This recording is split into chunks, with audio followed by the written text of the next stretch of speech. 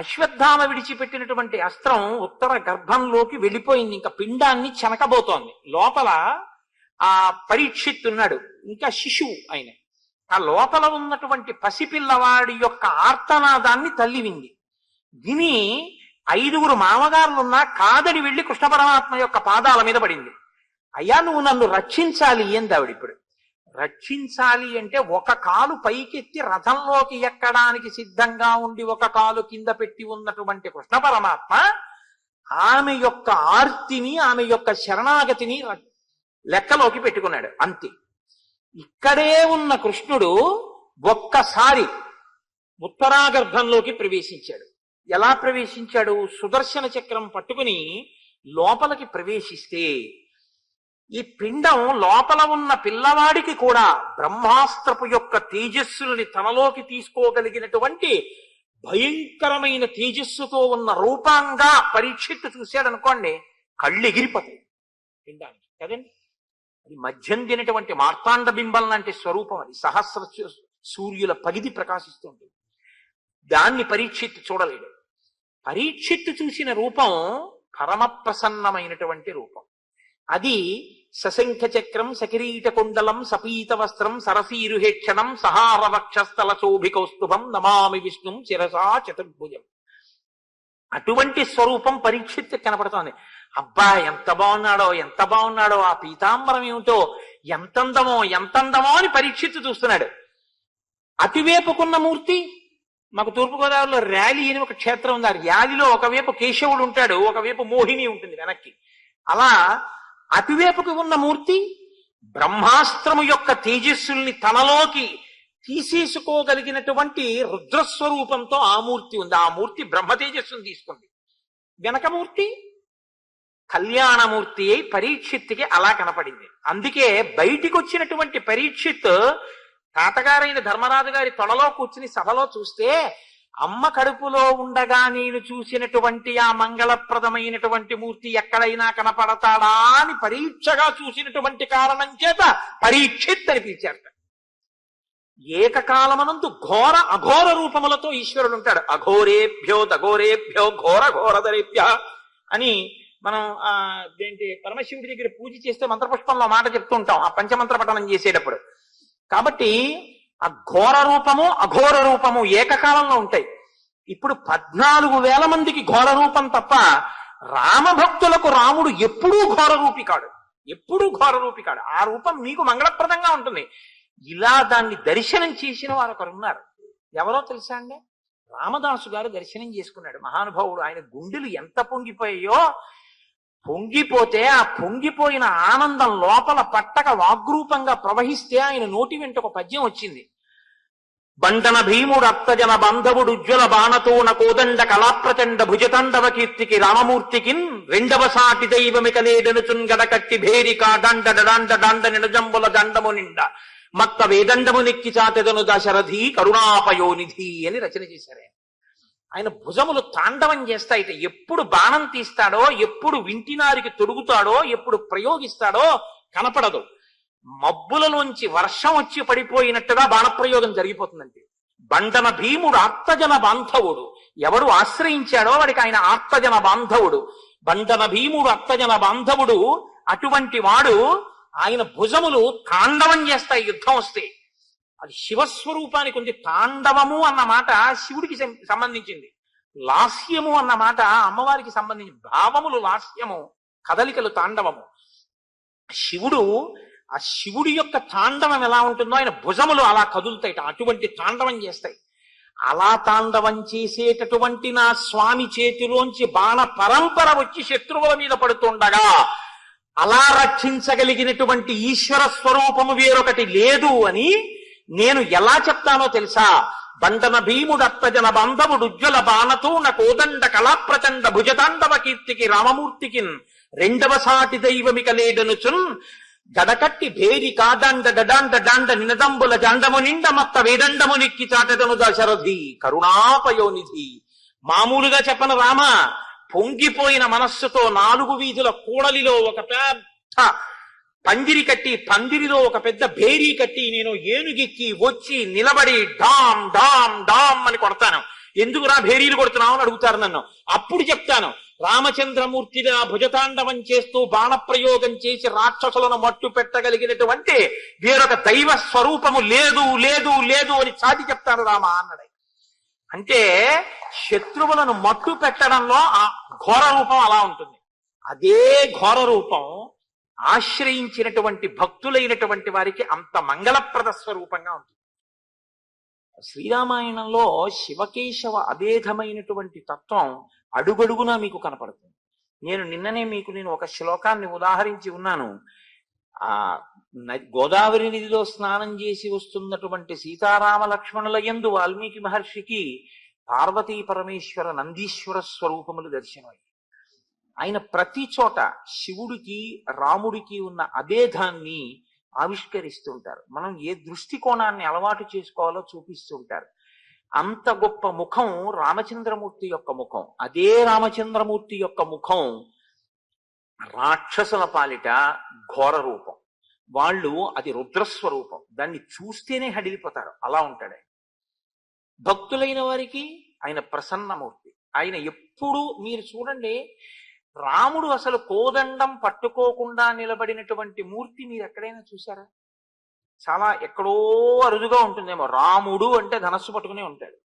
అసలు మనం రుద్రం మొదలు పెడితే అలా ధనస్సు పట్టుకుంటే రుద్రమన్యవతోత ఇషవే నమః నమస్తే అస్తు ధన్వనే బాహుభ్యాముతే నమః అని మొదలెడతాం. ఆ ధనస్సు ఏమిటయా స్వామి చేతిలో? మాకు భయం వేస్తోంది, పిల్లలం, ఎందుకు ధనస్సు పట్టుకున్నావు? మేమైనా కోపం వచ్చిందా? ఏమైనా తప్పుంటే క్షమించని ఉభయతర నమస్కారములు చేస్తూ ఆ చేతిలో ఉన్న ధనస్సుకి నమస్కారం చేస్తాం. అదే రామచంద్రమూర్తి అయితే చేతిలో ధనస్సు పట్టుకుని నిలబడినా సరే ఎవరికి ఏం భయం ఉండదు. ఆయన ధనస్సు పట్టుకున్నాడు కాబట్టి మేము సంతోషంగా ఉండగలుగుతున్నాం. మహానుభావుడు తక్కువేమి మనకు రాముండొక్కడుండు వరకు పక్కతోడుగా భగవంతుడు మన చక్రధారి అయి చెంతని ఉండగా తక్కువేమి మనకు అంటాడు మహానుభావుడు రామదాస్ గారు. ఆ రామచంద్రమూర్తి కోదండం పట్టుకుని నా పక్కనుండగా మనకి భయం ఏమిటి? ఇంద్రియముల భయం కూడా లేదు. ఆయనే మనకి గురుస్వరూపమై మనని ఏ మార్గంలో ప్రయాణించాలో అటువైపుకి పయనింప చేస్తాడు అని లోకం నమ్ముతుంది. కాబట్టి సుముఖం, ఆయనది సుముఖం, ఆవిడిది దుర్ముఖి. ఆవిడిది చాలా భయంకరమైనటువంటి దుష్టమైనటువంటి ముఖం. ఇక నేను దాని గురించి పెద్ద వర్ణించక్కర్లేదు, ప్రయోజనం లేని విషయానికి పెద్ద వర్ణన ఏమిటి? దీనికి వ్యతిరేకమైన ముఖం ఆ ముఖం. ఆ ముఖం చూస్తే కొత్త పేడ అంటుకుంటుంది ఏమైనా. వృత్తమధ్యం మహోదరి, ఆయన సన్నటి నడుమున్నవాడు, ఆవిడో మహోదరి చాలా పెద్ద కడుపున్నది. విశాలాక్షం, ఆయన విశాలమైనటువంటి కన్నులున్నవాడు.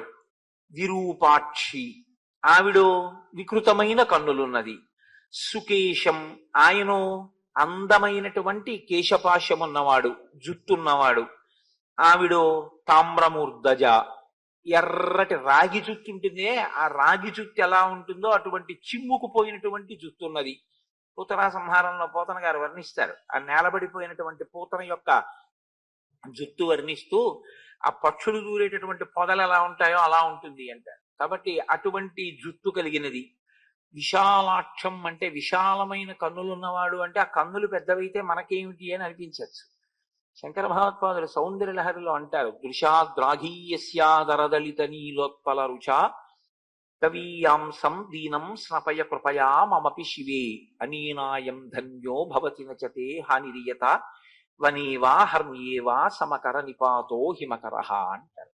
ఆ కన్నులతో లలితాస్వరూపానికి రామస్వరూపానికి అభేదం కదండి. రెండూ అటువంటి ముగ్ధమోహనమైనటువంటి స్వరూపాలు.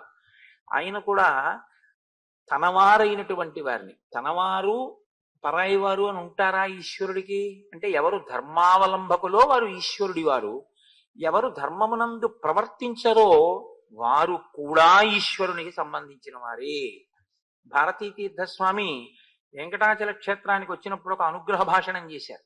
అనుగ్రహ భాషణం చేస్తూ ఒక పీఠాధిపతులు, ఒక జగద్గురువులు ఏ స్థాయిలో చెప్తారో చాలా ఆశ్చర్యంగా ఉంటుంది. ఆయన ఒక మాట అన్నారు, అసలు మనం పూజ చేసిన తర్వాత కోరుకోవలసింది ఏమిటి అంటే, ఎవరు ఈశ్వరుడి నుంచి బాగా దూరమై, వేదానికి దూరమై, ధర్మమునకు దూరమై పాపజీవనం గడుపుతున్నారో వారు వేదము చేత నిర్దేశింపబడిన మార్గంలోకి ఈశ్వరానుగ్రహంతో రావాలి మన చేస్తూ తన ఒంటిలోంచే పుట్టింది కదా కుష్ఠరోగం అని చెప్పి ఎవడైనా దాన్ని ముద్దు చేస్తే ఉన్న వేళ్లు కొరుక్కు తినేస్తుంది.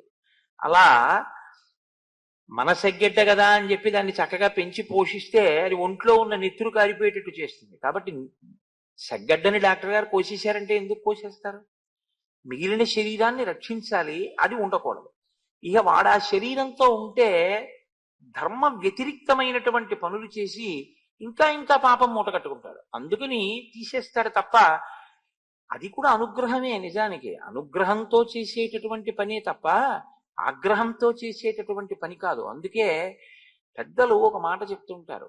చాలా మంది తెలిసి తెలియని తత్వంతోటో ఒక మౌఢ్యంతోటో ఒక మాట మాట్లాడుతుంటారు. శివుడు లయకారకుడు అంటే చంపేస్తాడు, అందులో ఆయన జోలికి వెళ్ళకండి అంటుంటారు. ఆయనకి పూజ ఏమిటి? ఇది రామాయణానికి వ్యాఖ్య చేసినటువంటి వాళ్ళ కొంతమందికి కూడా అలవాటు ఉంది. అలా అలా వ్యాఖ్యలు చేసిన వాళ్ళు ఉన్నారు. శివుడు లయకారకుడు అందుకని చెప్పి ఆయన జోలికి వెళ్ళకూడదు, ఆయనకు పూజ చేయకూడదు అని ఒక పక్షపాతంతో కూడినటువంటి మాట చెప్తుంటారు. శివుడు లయకారకుడు అంటే ఆయన చేసే ప్రళయాలలో 3వ ప్రళయం మహాప్రళయం. మహాప్రళయం చేస్తాడు అంటే చంపేస్తాడని కాదు. ఎవరెవరు ఈశ్వరుణ్ణి పొందలేకపోయారో వాళ్ళని ఈశ్వరుడు పొందుతాడు. దానికి మహాప్రళయం అని పేరు. నల్లపూసలున్నాయి, మైనపు ముద్దు ఉంది. నల్లపూసల మైనపు ముద్దను అంటుకోలేకపోయాయి, మైనపు ముద్దు వచ్చి నల్లపూసల మధ్యలో దొల్లిద్ది. ఇప్పుడు నల్లపూసలన్నీ ఏమయ్యాయి? మైనపు ముద్దకు అంటుకున్నాయి. కాబట్టి ఈశ్వరుని యొక్క ఎనలేని కారుణ్యానికి ప్రతీక మహాప్రళయం. మహాప్రళయం చేసేటటువంటి శంకరుడు పరమేశ్వరుడు అపారమైనటువంటి కారుణ్యమునకు ప్రతీక. మీరు అలా చెప్పవలసి ఉంటుంది తప్ప ఆయన లయం చేసేస్తాడంటే ఆయన చంపేస్తాడని మీరు చెప్పకూడదు. నిన్ననే మీతో నేను మనవి చేశాను. ఆయన స్వల్పకాలిక లయం కూడా చేస్తాడు. నిద్రాకాలిక సౌఖ్యమునిచ్చి ఇంద్రియములకు మళ్ళీ చైతన్యాన్ని శక్తిని ఇచ్చేవాడు పరమేశ్వరుడే. ఆయన అనుగ్రహం లేకపోతే నిద్ర పట్టలేదనుకోండి, నిద్ర పట్టకపోతే అన్నం సహించదు, అన్నం సహించకపోతే నిద్ర పట్టదు. ఈ రెండూ లేవనుకోండి, 3 రోజులు పోయిన తర్వాత చూసుకోండి కళ్ళు ఎంత లోపలికి ఎడతాయో. అయితే చిత్రం ఏమిటంటే ఎంత నింద చేస్తున్నా పోన్లే పిల్లాడన ఆయన అలా ఇస్తూనే ఉంటాడు. అది గమనించిన వాడన్నాడు జగతపితరవ్ వందే పార్వతీ పరమేశ్వరవు. ఆయన తల్లి తండ్రి కదా, క్షమించేస్తాడు, ఉదారుడు అని. కాబట్టి అటువంటి స్వభావం ఉన్నటువంటి వాడే రామచంద్రమూర్తి. పేరు మారుతుందేమో కానీ పరమాత్మ యొక్క స్వభావమునందు మార్పే ఉంటుందండి, అదేం ఉండదు. నరుడిగా ఉన్నా ఆయన తత్వం అలాగే ఉంటుంది. కాబట్టి సుముఖం దుర్ముఖీం రామం వృత్తమధ్యం మహోదరి విశాలాక్షం విరూపాక్షి సుకీశం తామ్రమూర్ధజ ప్రీతి రూపం విరూపాస. ఆయన స్వరూపము చాలా ప్రీతి కలిగేటట్టుగా ఉంటుంది. ఆవిడదో చాలా విరూపమైనటువంటి స్వరూపం, అంటే వికృతమైనటువంటి స్వరూపంతో ఉంటుంది. సుస్వరం, ఆయన మాట్లాడితే చాలా అందంగా ఉంటుంది, వినాలనిపిస్తుంది. వినాలనిపించి మాట్లాడడం కూడా మంచి మాట అని నేను చెప్పడం చాలా కష్టం. నేనేమిటి, ఎవరైనా అలా చెప్పలేరు. వినాలనిపించేటట్టుగా మాట్లాడిన మాటంతా మంచి మాట అని మీరు అనుకోకండి. శ్రీరామాయణం అసలు యథార్థానికి వాగ్వైభవమే శ్రీరామాయణం. వాక్కు మనుష్యునకొక్కనికి ఉన్న అనుగ్రహం. ఈశ్వరుడు ఒక్క మనుష్యునకు మాత్రమే ఇచ్చాడు వాక్కు. శ్రీరామ రామ రామేతి రమే రామే మనోరమే. 3 మాటలు శ్రీరామ శ్రీరామ శ్రీరామ అని వాడు విష్ణు సహస్రం చేసుకున్నటువంటి ఫలితాన్ని మనిషి పొందుతున్నాడు. ఏది సృష్టిలో ఇంకో ప్రాణిని అలా పొందమనండి? పొందలేదు. భగవన్నామని చెప్పగలిగినటువంటి భాగ్యం ఉన్న ఏకైక ప్రాణి మనుష్యుడు. కానీ ఆ వాక్కు లోపల మనస్సు పొందేటటువంటి వికారములకు అనుగుణంగా మార్చుకుని ఎటువంటి కార్యాన్ని ఎటువంటి ప్రమాదాన్ని కూడా తీసుకొచ్చిన వాళ్ళు ఉన్నారు. అందుకే జిహ్వాగ్రే వర్తతే లక్ష్మీ జిహ్వాగ్రే మిత్రబాంధవాహ జిహ్వాగ్రే బంధనం ప్రాప్తి జిహ్వాగ్రే మరణం ధ్రువం. శ్రీరామాయణంలోనే మీరు చూడండి, మందర మాట్లాడిన మాట ఎంత దూరం వెళ్ళింది. నారదుడు వచ్చి చెప్పిన సంక్షేప రామాయణం ఎంత రామాయణం అయింది. రామచంద్రమూర్తి మాట్లాడేటటువంటి మాట ధర్మబద్ధమై ఉంటుంది. ఆయన ఒక్క మాటే మాట్లాడచ్చు, కానీ ఆ ఒక్క మాట ఎలా ఉంటుందంటే మీరు కోరి కోరి ఏరుకోవలసిన సాలగ్రామంలా ఉంటుంది. రమణ మహర్షి ఓ మాట అంటూ ఉండేవారు, సాలగ్రామం ఎక్కడ ఉంటుంది? రాళ్లలోనే ఉంటుంది. సాలగ్రామాన్ని ఎక్కడ ఏరుకోవాలి అంటే సాలగ్రామాలు దొరికే రేవేమి ఉండదు. సాలగ్రామం రాళ్లలోనే దొరుకుతుంది. రాళ్ల మధ్యలో ఏరుకుని రాళ్లని విడిచేసి సాలగ్రామం ఏరుకోవాలి. రాముని మాటలను మీరు ఏరుకోవాలి. రాముడు మాట్లాడితే అలా ఉంటుంది. ఎక్కడ ఎంత సంక్షిప్తంగా మాట్లాడాలో అలా మాట్లాడతాడు. రాముడు మాట్లాడితే పరమ ధార్మికంగా ఉంటుంది. నడిచే దేవుడిని పేర్గాంచినటువంటి చంద్రశేఖర పరమాచార్య తరచూ ఒక మాట చెప్తూ ఉండేవారు. రాముడు ఎప్పుడు మాట్లాడినా శాస్త్రం ఇలా అంది అని మాట్లాడతాడు, ఋషులు ఇలా అన్నారు అని మాట్లాడతాడు, శృతి ఇలా అంది అని మాట్లాడతాడు తప్ప రాముడు నేను ఇలా అంటున్నాను అని మాట్లాడతాడు. అంటే తను ప్రమాణం చెప్పాలన్నది రాముడి ఉద్దేశ్యం కాదు. ప్రమాణాన్ని వైదికంగా తీసుకుంటాడు. వేదంలోంచి ప్రమాణాన్ని తీసుకుని తాను చెప్పి తాను ఆ ప్రమాణాన్ని అనుసరించేటటువంటి వాడు రాముడు. కాబట్టి ఎక్కడెక్కడ మీకు రాముని వాక్కులు వినపడ్డాయో అక్కడక్కడ మీకు స్మృతులు చదవవలసిన అవసరం లేకుండా మీరు అనుష్ఠించవలసినటువంటి ధర్మము మీకు ప్రబోధం చేయబడిందని గుర్తు. అందుకే శ్రీరామాయణం ఎందుకు చదవాలి అంటే ధర్మం తెలుసుకోవాలంటే రామాయణం చదవాలి. ధర్మం ఎందుకు తెలుసుకోవాలి అంటే అసలు నీ నరు ఉపాధి ధన్యత పొందాలి అంటే, జీవుడు ధన్యత పొందాలి అంటే ధర్మం తెలుసుకోవడానికి రామాయణం చదవాలి. కాబట్టి మాట అంటే అందంగా మాట్లాడేయడం కాదు. రావణుడు కూడా మాట్లాడతాడు. అబ్బో సుందరకాండలో ఎంత ప్రసంగం చేస్తాడో. సుందరకాండేమి ఎక్కడైనా అలా మాట్లాడతాడు. ఆయన మాట్లాడితే చాలా ప్రమాదకరంగా ఉంటుంది. మీరు చూద్దురు కానీ కొద్దిసేపట్లోనే వస్తాడు, మారీచుడితో మాట్లాడతాడు. ఎంత కర్కశంగా, ఎంత దారుణంగా ఉంటుందో. ఎవరి గురించి ఏ మాట మాట్లాడడానికి నాలుకకి ఏమి నరం ఉండదు. అంటే మనం అసలు ఇలా మాట్లాడడమా అన్న వివేచన ఏమీ ఉండదు. తనకి ఎలా చిత్తం వస్తే అలా మాట్లాడేస్తాడు. రాముడు అలా కాదు. బాగా ఆలోచించకుండా మాట్లాడ్డు. ఒక్క మాట మాట్లాడాడంటే కట్టుబడిపోవడం. ఇంకా మాట అంటే తనని తాను కట్టుకోవడం. తనని తాను కట్టుకోవడం రాముడికి వచ్చు. ఎన్ని రకాలుగానైనా దాన్ని అవసరానికి వాడుకోవడం రావణుడికి వచ్చు. వాక్కుని మేము బాగా ఉపయోగించుకున్నాం, మా సుఖాలకి దాన్ని చాలా అందంగా మాట్లాడి మేము అందరినీ వశం చేసుకున్నాం అనుకున్న వాళ్ళు వాక్కును ఈశ్వరుడిచ్చిన దాన్ని దుర్వినియోగం చేసుకుని 10 తలలున్నా ఎలా తెగిపోతాయో, వాక్కుని సద్వినియోగం చేసుకున్నవాడు ఏ స్థితిని పొందుతాడో, ఒక్క తల ఉండి నరుడిగా పుట్టి ధర్మాన్ని అనుష్ఠించి ధర్మం మాట్లాడి యుగం మారిపోయినా ఒక నరుడిగా వచ్చిన వాడు ఈశ్వరుడిగా లోకం చేత పూజింపబడి ఆ పేరు చాలు తలుచుకోవడానికి. శ్రీరామ అన్న నామం కోసం వెంపర్లాడిపోతున్నాయి లోకాలు. అదే రావణాసురుడైతే 10 తలకాయలుండి ఎన్ని మాటలు మాట్లాడినా అమ్మ బాబోయ్ ఆయన మాటే అని జనం హడిలిపోయేటట్టుగా మాట్లాడాడు. మాట మాట్లాడడం గొప్ప కాదు, ఆ మాట ఎంత గొప్పదై ఉంటుంది అన్నది చాలా విశేషం. కాబట్టి మీరు ఇక్కడ చాలా బాగా రాముడు మాట్లాడతాడు అన్నదానికి ప్రసంగాలు బాగా చేస్తాడు అని మీరు ఆలోచన చేయకూడదు. ఎందుకంటే రఘువంశం రచన చేస్తూ కాళిదాసు గారు మాట అంటారు, త్యాగాయ సంహృతార్థానాం సత్యాయ మితభాషిణాం అంటారు రఘువు గురించి. రఘు మహారాజు గారు తక్కువ మాట్లాడతారు. ఎందుకు తక్కువ మాట్లాడడం? ఆయనకేం మాట్లాడడం చేతగా కాదు, అనవసరంగా మాట్లాడేస్తే గబుక్కుని ఎక్కడైనా ఒక అసత్యం వచ్చేస్తుందేమో. అంటే తను నిలబెట్టుకోలేని మాట ఏదైనా నోటి వెంట వచ్చేస్తుందేమో. అప్పుడు నిలబెట్టుకోలేకపోతే అసత్యం అవుతుందేమో. కాబట్టి అన్ని మాటలొద్దు, ఆలోచించి మాట్లాడదామని ఆయన మాట్లాడితే సత్యాయ మితభాషిణాం, చాలా తక్కువగా మాట్లాడేది వాడు. అందుకే రఘు అంత గొప్పవాడయ్యాడు అని కాళిదాస్ గారు అంటారు. రామచంద్రమూర్తి కూడా మాట్లాడితే అంత అందమైనటువంటి మాట మాట్లాడేవారు. మాట అలా ఉంటుంది, ఆయన కంఠము అలాగే ఉంటుంది. ఆ కంఠము కూడా అంత అందంగా, బా ఎంత చక్కగా ఉంది ఆ కంఠం అనేటట్టుగా ఉంటుంది. అటువంటి కంఠం కూడా ఈశ్వర దత్తం. కంఠం బాగుంటే రంజకత్వంతో మాట్లాడడం తేలిక. కంఠం బాగుండకపోతే తనకి 10 విషయాలు తెలుసున్నా 10 మందికి చెప్పడంలో కొంత వైక్లభ్యం వస్తుంది. నాకు ఒక మహాపురుషుడు తెలుసు, అటువంటి వారిని ఎంత మాత్రం తక్కువ చేయడం నా లక్ష్యం కాదు. నాకు ఆయన పేరు చెప్పడం కూడా ఈ పరిస్థితిలో ఇష్టం లేదు. చాలా గొప్ప సంస్కృతాంధ్రముల యందు మహాపండితుడు, మహానుభావుడు. కానీ వారికి విపరీతమైన నత్తి ఉండేది. అస్సలు ఒక వాక్యాన్ని నిర్మించి పలకడం చాలా కష్టం. దగ్గరగా 80 సంవత్సరాల పైచిలకు జీవించి వారు రాజమండ్రిలో శరీరాన్ని విడిచిపెట్టారు. మహాపండితుడు, అందులో ఇంకా నిస్సందేహం, అంతటి పరమభక్తుడు.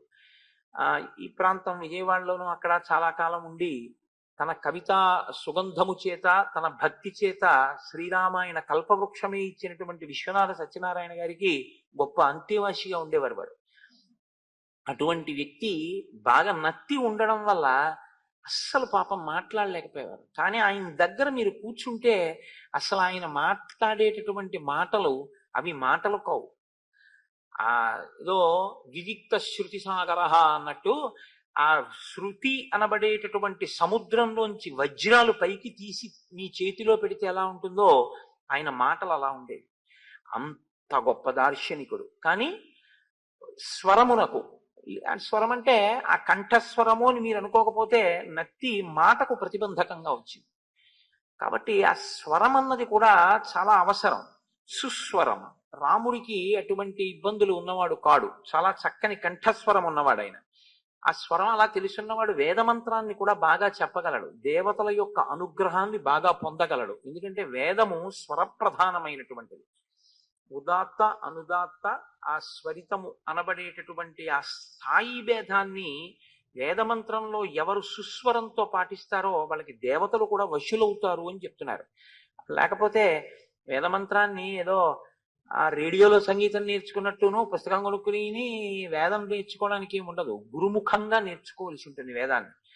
కాబట్టి ఆమెయో భైరవ స్వర, గాడి ధరిస్తే ఎలా ఉంటుందో అటువంటి స్వరం ఉన్నది ఆవిడే. ఆవిడ అంటే నా ఉద్దేశంలో శూర్పణఖ. తరుణం దారుణ వృద్ధ, ఆయనో యవ్వనంలో ఉన్నవాడు రామచంద్రమూర్తి, ఆవిడో పరమ వృద్ధురాలు. దక్షిణం, ఆయనో చాలా నేర్పరి అయినటువంటి వాడు, ఆవిడో వామభాషిణి, నోటికి ఏదొస్తే అది మాట్లాడేస్తుంటుంది. ఆ మాటలకి ఒక రుజుత్వం ఏం ఉండదు, వక్రమైనటువంటి మాటలు. తన కార్యం నెరవేర్చుకోవడానికి, తాను ఇష్టపడింది సమకూర్చుకోవడానికి ఆవిడ ఎలాగైనా మాట్లాడుతుంది. అటువంటిది న్యాయవృత్తం, ఈయనది ఎప్పుడు న్యాయమైనటువంటి మార్గం, ధార్మికమైన మార్గం. ఆవిడదో సుదుర్వృత్త, ఆవిడది దుర్వృత్తం. అంటే ఆవిడ యొక్క నడవడికి ప్రమాణం ఏమి ఉండదు, నేను దీన్ని బట్టి ప్రవర్తించాలి అని ఆవిడేమనుకోదు. ఆవిడ మనసులో పుట్టిన కోరికని బట్టి ఆవిడ ప్రవర్తిస్తుంది. ఒక గారె తినేద్దాం అనుకున్న కుక్క అది నైవేద్యం పెడతారని చూడకుండా కూడా కలియబడి ఎలా ఎత్తుకుపోతుందో ఆవిడ మాట కూడా అంతే. ఎప్పటికీ ఎక్కడ తన మనసులో కోరిక తీరాలనుకుంటుందో అక్కడ అలా మాట్లాడగలదు, అలా ప్రవర్తించగలదు.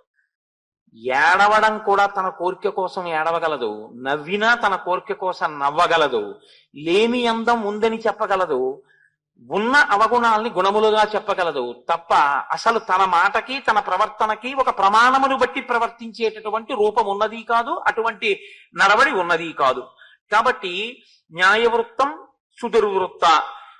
ప్రియం అప్రియ దర్శన, ఆయన దర్శనమేమో ప్రియమైనటువంటి దర్శనం, ఆవిడదేమో అప్రియమైనటువంటి దర్శనం. అంటే ఆవిడ్ని చూస్తేనే ఏదో ప్రమాదం వస్తుంది.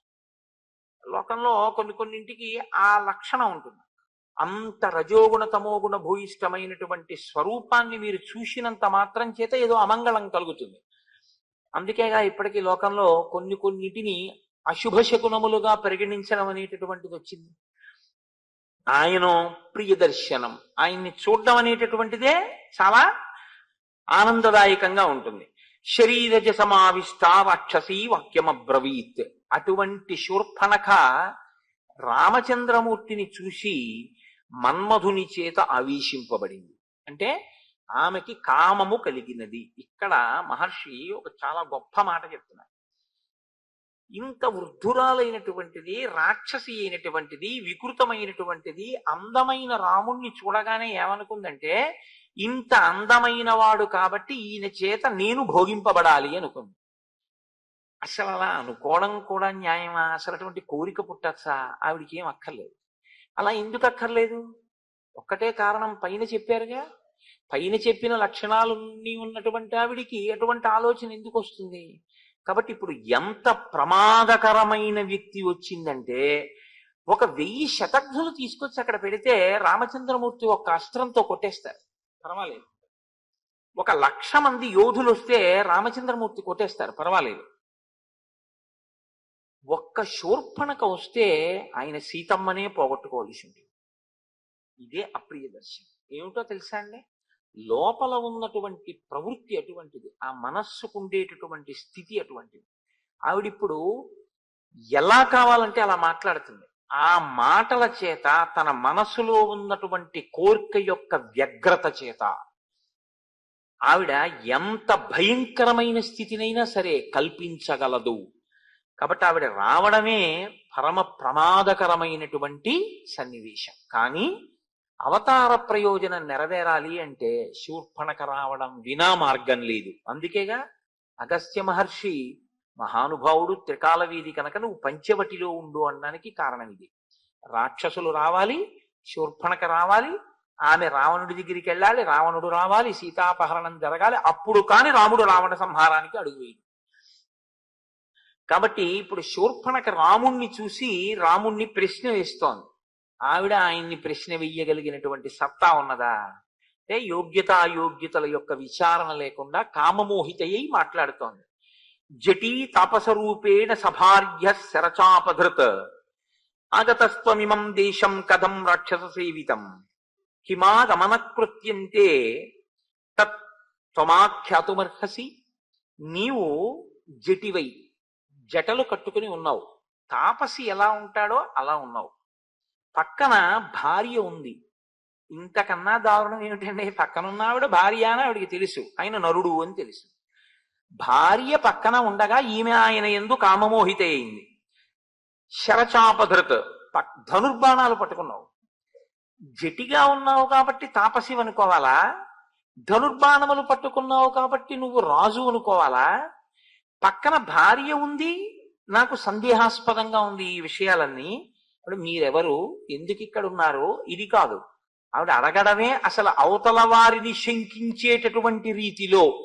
ఏమంటే నేను ఆ ఊళ్ళో ఉన్నప్పుడు వారికి 80 సంవత్సరాలు, ఇప్పుడు కులాసాగా ఉన్నారా వారు అని అడగడం ఒకెత్తు. అప్పుడే 80 ఏళ్ళు, ఆయన ఇంకా ఉన్నాడా చచ్చిపోయాడండి అని అడగడం ఒకెత్తు.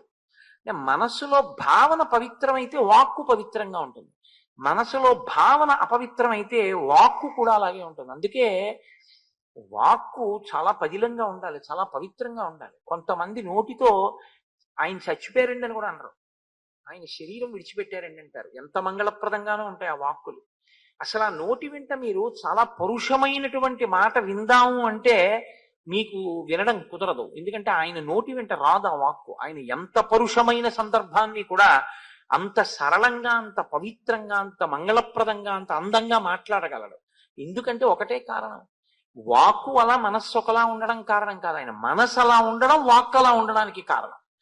కాబట్టి ఇక్కడికి ఎందుకు వచ్చావు, నాకు తెలుసుకోవాలి అని కుతూహలంగా ఉంది, ఏరి చెప్పు, ఎందుకు చెప్పాలి నీకని అడిగితే ఆయన నీకెందుకు చెప్పాలి అని ఆయన అడగచ్చు, కానీ ఆయన అలా అడగడం. అంటే ఇక్కడ మహర్షి ఒక అద్భుతమైన మాట ముందు చెప్పారు రాముడి గురించి. చెప్పి ఆయన ఏం మాట్లాడుతున్నారో చెప్తున్నారంటే, ఈ సంఘటన జరగబోయే సందర్భాన్ని మీరు జాగ్రత్తగా పరిశీలనం చేయవలసి ఉంటుంది. మీరు ఎప్పుడు రామాయణాన్ని పరిశీలనం చేసినా నేను మీతో మనవి చేసేది ఏమిటంటే, చిలవలు పలవలు చేసిన వ్యాఖ్యానాలుగా చూడద్దు. దాంట్లోంచి ఇంకా విపరీతమైనటువంటి అర్థాలన్నింటినీ తీసుకొచ్చేసే ప్రయత్నం చెయ్యద్దు. అందుకోసం రామాయణం వచ్చిందని నేను నమ్మను. రామాయణం మిమ్మల్ని మీరు ఒక ఉత్తమమైనటువంటి మనుష్యుడిగా చక్కదిద్దుకోవడానికి వీలైన రీతిలో రామాయణంలో ఉండేటటువంటి వ్యక్తులను, వ్యక్తిత్వములను మీరు పరిశీలనం చేసే ప్రయత్నం చేయండి. రామావతార ప్రయోజనం కూడా అంతే. అందుకే దశవర్ష సహస్రాన్ని దశవర్ష శతానిచ, 11,000 ఏళ్ళు నేను ఉంటాను అనడానికి కారణం ఒక మనిషి ఎలా బ్రతకాలో నేర్పడం కోసం. మీరు రామాయణాన్ని అలాగే చూడవలసి ఉంటుందంటే. కాబట్టి అనృతం నహి రామస్య కదాచిదపి సమ్మతం విశేషేణాశ్రమస్తస్య సమీపే స్త్రీజనస్య చ. ఎంత చమత్కారం చూడండి ఆ శ్లోకం. అనృతం నహి రామస్య కదాచిదపి సమ్మతం. రాముడు ఎన్నడూ అనృతము అంటే అసత్యమును మాట్లాడడానికి ఇష్టపడేటటువంటి వాడు కాడు. ఆయన ఇప్పుడు అసత్యం మాట్లాడు, ఆయన సత్యమే మాట్లాడతారు. సత్యమే మాట్లాడాలి అంటే మీరు చారిత్రమునకు ప్రాధాన్యం ఇచ్చిన వారై ఉండాలి. మీ గురించి మీరు చెప్పుకోవడానికి మీరు భయపడని రీతిలో ఉంటే మీరు అసత్యం చెప్పవలసిన అవసరం ముందు రాదు. ఒకటి. రెండు, మీరు పశ్చాత్తాపానికి లోనయ్యి ఉంటే అసలు మీ గురించి పూర్వం ఏదైనా చెడు ఉంటే చెప్పుకోవడానికి మీరు భయపడరు. ఈ రెండూ లేవనుకోండి, ఇంకా మీలో ఏదో రావలసిన మార్పు ఉంది అని గుర్తు. మీరు అలా ఆలోచించండి ఒకసారి. నేను గతంలో చెడ్డవాడిని అండి, అంటే చెడ్డవాడిని అంటే ఓ ఉదాహరణకి చెప్తున్నాను. ఏదో నేను 10 సంవత్సరాల క్రితం ఏవో తప్పులు చేసి ఉన్నవాడిని అనుకోండి. 11వ సంవత్సరంలో నాకు ఎవరో ఒక పెద్ద ఆయన కనపడ్డాడు అనుకోండి. ఆయనతో మాట్లాడేటప్పుడు ఏం చేస్తుండేవారు మీరు అని ఏమైనా అడిగారు అనుకో, నేను కొంచెం నిన్నను నా దగ్గరికి ఎవరో వచ్చారు, నేను కారు ఎక్కుతుంటే, నేను సంధ్యావందనం సరిగ్గా చేయట్లేదండి, నేను మీ ఉపన్యాసాలు విని రేపటి నుంచి సంధ్యావందనం ఖచ్చితంగా చెయ్యాలి అని నిర్ణయం చేసుకున్నాను. కుర్రాడు అతను, యువకుడు. నేను ఇక వేళ తప్పకుండా ప్రతిరోజు సంధ్యావందనం చేసి గాయత్రి చేసుకుంటాను అని చెప్పాడు. నేనన్నా, నాకు ఇంతకన్నా ప్రీతికరమైన విషయం ఇంకోటి లేదు, చాలా సంతోషం. అతను మార్పు తెచ్చుకోవాలని ప్రయత్నం చేశాడు. మీరు అంతే చూడండి, అంతే. మీరు ఒకటి ఆలోచించండి, అసలు లోకంలో పాపము చెయ్యడం అనేటటువంటిది లేకపోతే ఈశ్వరుడు గురువు అక్కర్లేదు. మీరు ఒకసారి ఆలోచించండి జాగ్రత్తగా. తప్పు చెయ్యకుండా ప్రతివాడు ఉంటే గురువు గారు ఈశ్వరుడు అక్కర్లేదు. అది చేసే అలవాటు ఉంది కాబట్టే, ఇంద్రియాల్ని మనసుని లొంగ తీసుకోలేకపోయాడు కాబట్టే గురువు గారు ఈశ్వరుడు కావలసి వచ్చారు. కాబట్టి గురువు ఆ కోణంలో కూర్చోవాలి. ఎప్పుడు కూర్చుంది చిచి చిచి చిచి చిచి ఇలాంటి వాడు నా దగ్గరికి వస్తే ఎలాగ అనకూడదు, నువ్వు మార్చుకో అని చెప్పాలి. ఈశ్వరుడు ఎవరి కోసం అండి? పడిపోయిన వాడిని పైకెత్తడానికే ముందుంటాడు. కానీ ఒక్కటి, మీరు పశ్చాత్తాపడితే, మీరు అరేరే నేను చేసినది తప్పే, నేను ఇలా ఎందుకు చేసి ఉన్నాను, నేను ఇలా చేయకూడదు అనుకున్న క్షణంలో మీరు కింద పడతారు. నేను మొన్న మీతో చెప్పింది అదే. నేల మీద పడడం అంటే ఇంకంతకన్నా పడ్డానికి ఏం లేదు, ఇంకంతకన్నా కింద పడ్డానికి. అంత పడ్డవాణ్ణని చెప్పడానికి పడిపోతే పైకి ఎత్తుతారా వదిలేస్తారా? ఆయన వంగుతాడు. ఇప్పుడు గురువు గారు వంగి ఆయుష్మాన్ భవ శివో రక్షతు, లేవండి లేవండి అంటే మిమ్మల్ని శివుడు రక్షిస్తాడు. మీ పశ్చాత్తాపానికి మీరు రక్షింపబడతారు. ఇది చెప్పడానికి గురువు గారు ఉన్నారు. గురువు గారు కూడా మీ తప్పులే చూడడానికి కూర్చుంటే ఆయన గురువు కాడు, మీకు బరువు. ఆయన గురువు కాలేడు. మీ తప్పులను చూసి మీరు ఇంకా అలా తప్పులతోనే ఉంటారు, మీరు ఆదరించాలంటే గురువు గారిని ఆ తప్పు పట్టకూడదు. అప్పుడు మీరు పశ్చాత్తాపం పొందితే గురువు గారు మిమ్మల్ని పైకెత్తడానికే సిద్ధంగా ఉంటారు. ఎందుకో తెలుసా అండి?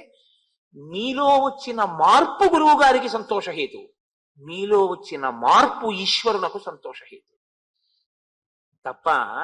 అది లేకపోతే మీరు ఒకటి గుర్తు పెట్టుకోండి, ఈశ్వరుడికి నమ శివాభ్యాం అశుభాపహాభ్యాం అని అనవలసినటువంటి అవసరం లేదు. ఆయన ఇంకా ఎప్పుడూ కర్మాకర్మ ఫలప్రదాతగా అలా ఏదో జడ్జి గారిలా కూర్చుని తప్పు చేసావు శిక్షేస్తాను, పుణ్యం చేసావు ఫలితం ఇస్తాను అనడం తప్ప అసలు ఆయనకి క్షమించడం అన్న ఉదారగుణం లేదనుకోండి.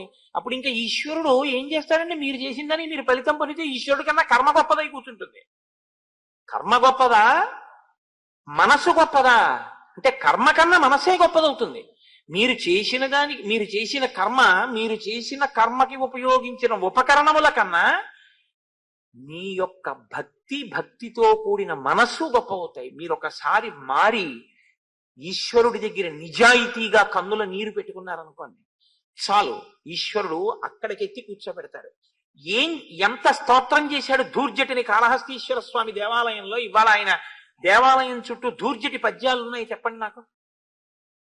దూర్జటిది కన్ఫెషన్. కన్ఫెషన్ అంటే అరమరిక లేకుండా ఈశ్వరుడి దగ్గరికి వెళ్ళి చెప్పాడు ఆయన. రోషీరోయదు కామినీ జనుల తారుణ్యోరు సౌఖ్యంబులన్ బాసీబాయదు పుత్ర మిత్ర ధన సంపద్భ్రాంతి వాంఛాలతల్ కోశీకోయదు నామనంబకట నీకున్ ప్రీతిగా సక్రియలు చేసి చేయదు దీని తుళ్ళన చవే శ్రీకాళహస్తీశ్వర అని అడిగాడు. ఉన్నది ఉన్నట్టు యథార్థాన్ని ఈశ్వరుడి దగ్గర చెప్పాడు కాబట్టే అష్టదిగ్గజాల్లో మిగిలినటువంటి వాళ్ళ పద్యాలు ఎక్కడో ఎప్పుడో ఏవో చెప్పుకుంటారు. ఏదో సంతోషానికి ఏవో మాట. పెద్దనగారు చాలా గొప్పవాడే అవ్వచ్చు, మను చరిత్ర చాలా గొప్పదే అవ్వచ్చు.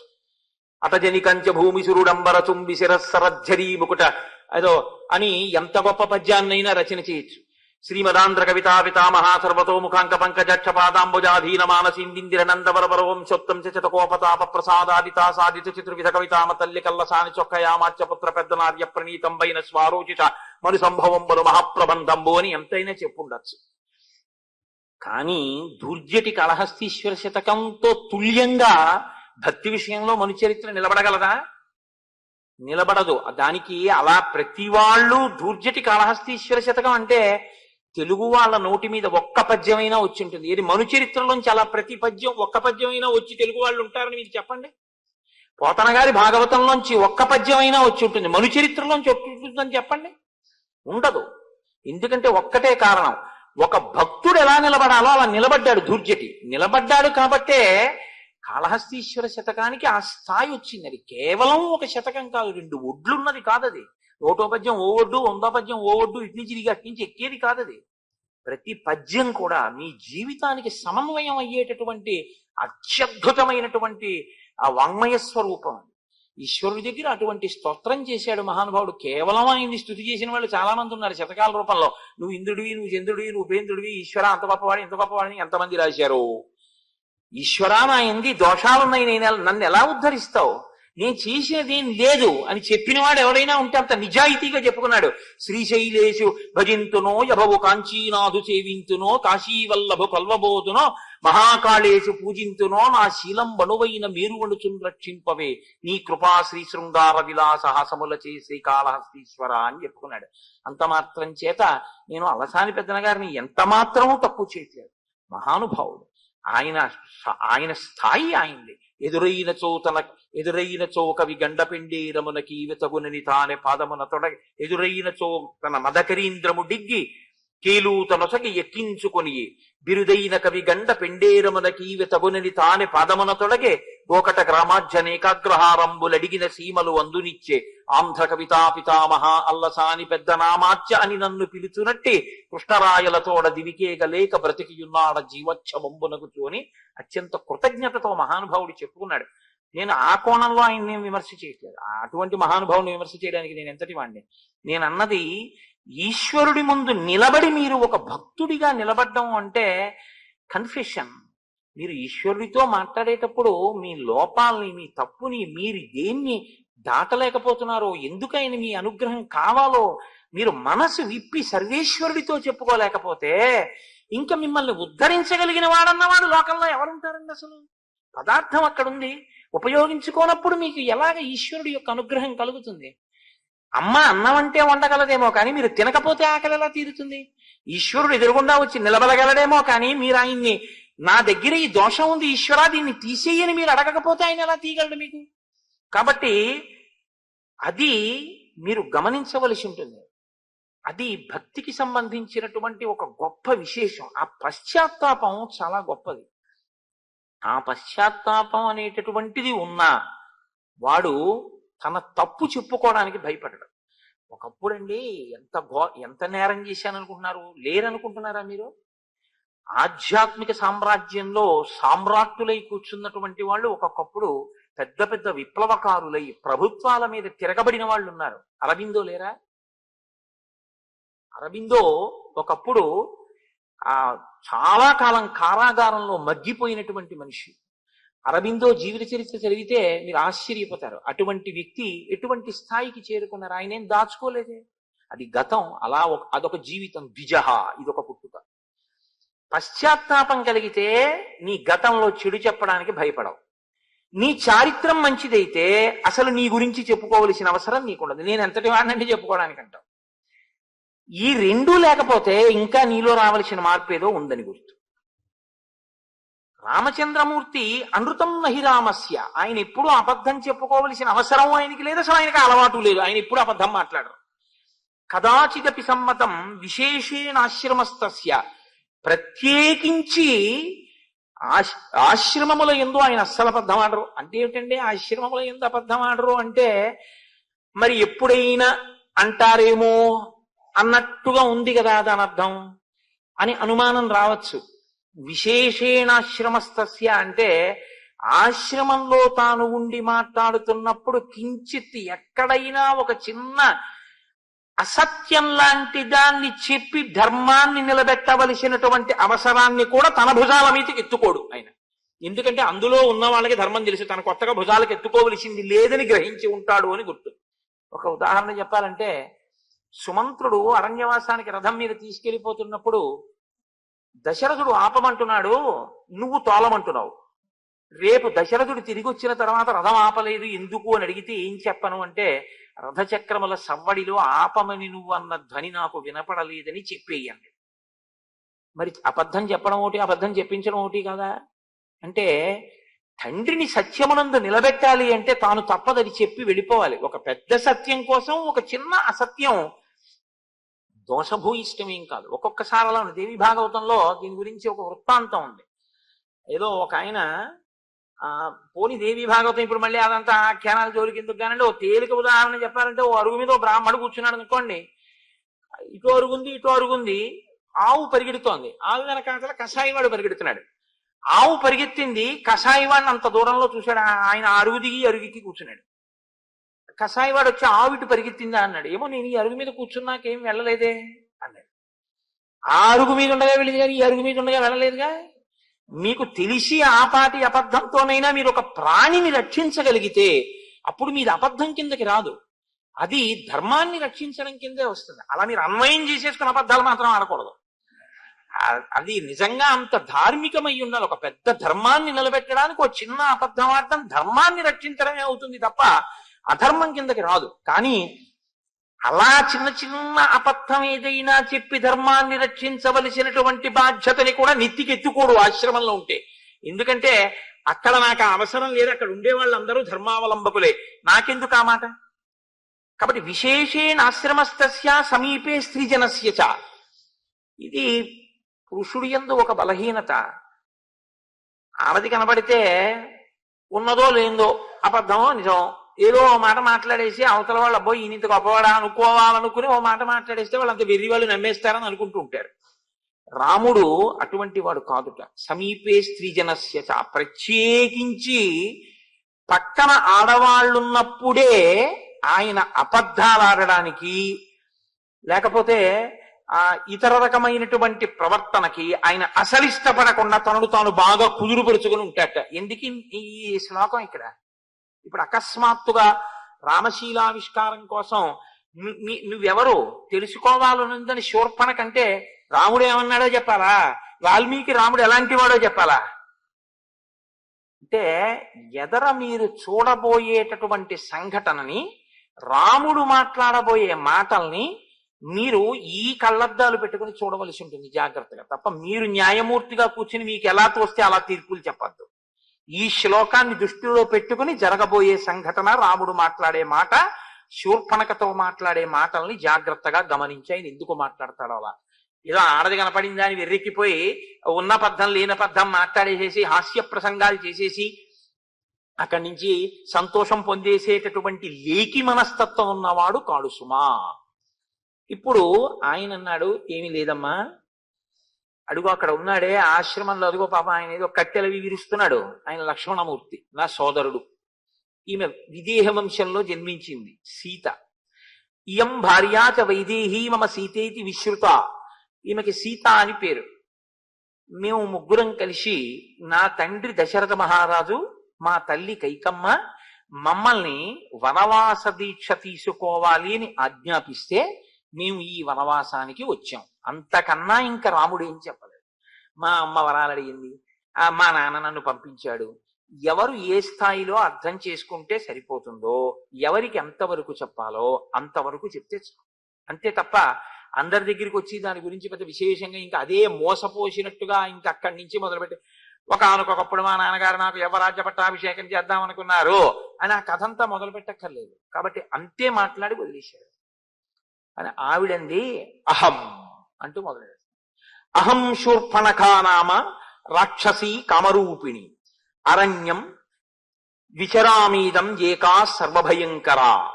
నేను శూర్పణఖ అనేటటువంటి పేరు కలిగిన దానను. నేను రాక్షసిని, కామరూపిణిని. ఏ రూపం కావాలంటే ఆ రూపాన్ని నేను పొందుతాను. నేను ఈ భయంకరమైనటువంటి అరణ్యములో ఒక్కదాననే విహరించగలను. అంటే నాకంత బలపరాక్రమాలున్నాయి. నా అన్న రావణాసురుడు విశ్రవసో బ్రహ్మ యొక్క కుమారుడు. నువ్వు వినే ఉంటావు రావణుడి గురించి. ఇదొక చాలా అతిశయంతో కూడి ఉంటారు కొంతమంది.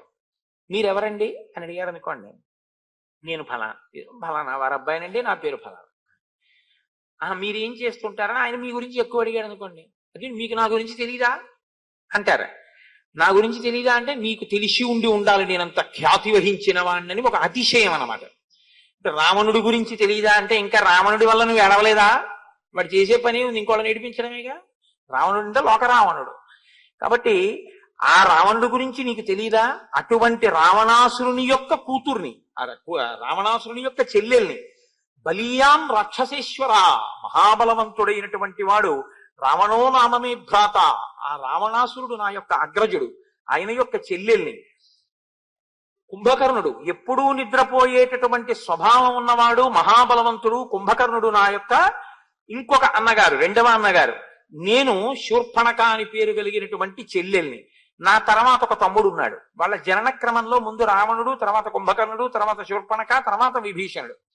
విభీషణుడు ధర్మాత్ముడు. ఆవిడ ఏమందో తెలుసా అండి విభీషణుడు గురించి చెప్తూ, విభీషణస్తు ధర్మాత్మ నతు రాక్షస చేష్టిత.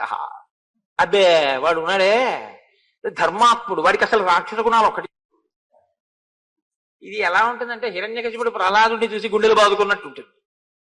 ఏమిటి వీడికి అసలు ఏమిటి ఒక్కటి రాలేదు, ఈ అల్లరి ఏమిటి, విష్ణు భక్తి ఏమిటి అని ఆయన ఏడిచినట్టు విభీషణస్తు ధర్మాత్మ. ఆ మాట రాముడికి చాలా సంతోషం. కానీ ఈవిడంటుంది నతు రాక్షస చేష్టిత, ఒక్క రాక్షస గుణం లేదు వాడికి, వాడు ఒక్కడే తప్పబుట్టాడు మా ఇంట్లో పనికి మాలినవాడు అని ఆవిడ బాధ ఆవిడిది. అంటే అని ఆవిడంది. రామచంద్రమూర్తి వంక చూసి నాకు అపారమైనటువంటి బలం ఉన్నదాన్ని, నేను ఈ అరణ్యంలో యథేచ్ఛగా విహరిస్తూ ఉంటాను కాబట్టి సముపేతాస్మి భావేన భర్తారం పురుషోత్తమం, నన్ను నీవు భార్యగా పొంది సుఖం అనుభవించు. ఏదో పెద్ద రామచంద్రమూర్తిని అనుగ్రహిస్తున్నట్లు మాట్లాడింది. అహం ప్రభావ సంపన్న స్వచ్ఛంద బలగామిని, చిరాయ భవమే భర్త సీతాయా కింకరిష్యతి. నేను చాలా బలమున్నదాన్ని, ప్రభావమున్నదాన్ని, నన్ను భార్యగా పొందితే నువ్వు సంతోషం పొందుతావు, కానీ ఈ సీత వల్ల ఏం పొందుతావు? అసలు సీతమ్మ ఏమిటో, భార్య అంటే ఏమిటో, అనుగమించడం అంటే ఏమిటో, మనసులు కలవడం ఏమిటో ఆవిడికి ఏమైనా తెలిస్తేగా. ఆవిడ అప్పటికప్పుడు న్యాయం చెప్పేసిందంటే, అంటే ఆవిడ మనసులో ఇప్పుడు కోరిక ఉంది, ఆమె రాముడికి భార్యాస్థానంలో కూర్చోవాలనిపించింది. కాబట్టి ఇప్పుడు ఆ స్థానం ఖాళీ అయిపోవాలి. కాబట్టి ఇప్పుడు ఆవిడ ఎవరు, ఎటువంటిది, అడవికి భర్తతో ఎందుకు కలిసి వచ్చింది, నేను ఇలా అనొచ్చా అనకూడదా, ఏముండదు. ఇది ఈ పోకడ మీకు బాగా కనపడుతూ ఉంటుంది. చూడండి లోకంలో ఎంత ఇష్టం వచ్చినట్లు మాట్లాడేస్తారంటే, చాలా పరుషమైన వాక్కు ఒకటి వినపడుతుంటుంది లోకంలో. ఒక పిల్లకి పెళ్లి అయిపోయింది అనుకోండి, ఒక పిల్లాడికి పెళ్లి అయిపోయింది అనుకోండి, ఒక మాట నోటి వెంట రాకూడదు. అసలు నీ చేసుకుందాం అనుకున్నా ఆయన్ని, అది ఆ మాట ఎందుకు ఇంకిప్పుడు, ఇంకా ఆ మాట అనకూడదు. లేకపోతే అసలు ఆ అమ్మాయిని నేను చేసుకుందాం అనుకున్నాను. కొంతమంది పెద్దవాళ్ళు కూడా ఆ అమ్మాయిని నా కోడల్ని చేసుకుందాం అనుకున్నాను. ఇంకెందుకు ఆ మాట, చాలా లీకి మాట, అసలు ఆ మాట రాకూడదు. ఇంకా అయిపోయింది అంతే, ఊరుకోవాలి. ఆ అమ్మాయి నీ కూతురు, నీ కోడలే, ఆ అబ్బాయిని నీ కొడుకు అనుకో, అమ్మాయి నీ కోడలు కాబోడేటి ఎప్పటికీ కోడలే. నా కోడల్ని చేసుకుందాం అనుకుంటున్నాను అనేటప్పటికే మళ్ళీ అక్కడ ఒక వక్రమైనటువంటి దృష్టి ప్రసారం అయిపోయింది అంతే. కొంతమంది మాటలో ఉండేటటువంటి లేఖితనం, మనస్సు ఎంత వెలితి మనస్సు అన్నది. రాక్షస మనస్తత్వం అంటే ఇంతేనండి, ఇంకేం ఉండదు. రాక్షసులంటే శూర్పణఖ అంటే ఏదో పెద్ద హడావిడి అనుకోకండి. మీలోకి శూర్పణఖ రాకుండా చూసుకోండి.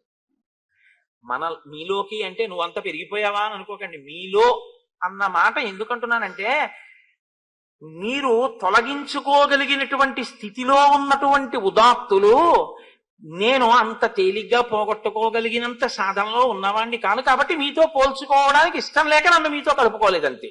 ఆ విషయంలో మీకన్నా నేను తక్కువ అని తెలుసుకోండి. కాబట్టి వికృతాచ విరూపాచ నచేయం సదృశీతవ అహమేవానురూపాతే భార్యా రూపేణ పశ్యమాం. వికృతాచ విరూపాచ, ఈ సీతమ్మ చాలా వికృతంగా ఉంది, విరూపంగా ఉంది. ఇదే సీతమ్మ గురించి రావణుడి దగ్గర చెప్తుంది. ఎంత గొప్పగా చెప్తుందో తెలుసా అండి. అసలు ఆ సీతమ్మ అందం ఏమిటంటే, అప్పుడు అందం ఎందుకు కనపడింది అంటే, అప్పుడు కక్ష ఏమిటంటే, ఆ సీతమ్మని రావణుడు ఎత్తుకొచ్చేయాలి, ఆవిడ ఏడవాలి. అందుకు సీతమ్మ అందం చెప్పింది. ఇక్కడ సీతమ్మ అందంగా మరి కనపడకపోవడం ఏంటి అంటే, ఇప్పుడు ఈవిడ మాటలు వినేసి రాముడు అకస్మాత్తుగా చిచ్చి నిజమే ఈవిడేంటి బాగులేదు అని అనేసుకోవాలి, అనేసుకుని వదిలేయాలి, వదిలేసి శూర్పణఖం చేయబట్టేయాలి. తను ఎంత లేకి మనసో రాముడంత లేకి మనసో అనుకోవడం.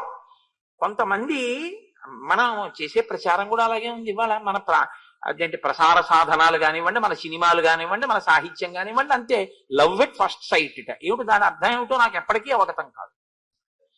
అసలు ఏమి యుక్తాయుక్త విచక్షణ ఏమిటి? వాడెవరో ఏమిటో ఆవిడికి ఏం తెలియదు, ఆవిడెవరో ఏమిటో వాడికి ఏం తెలియదు.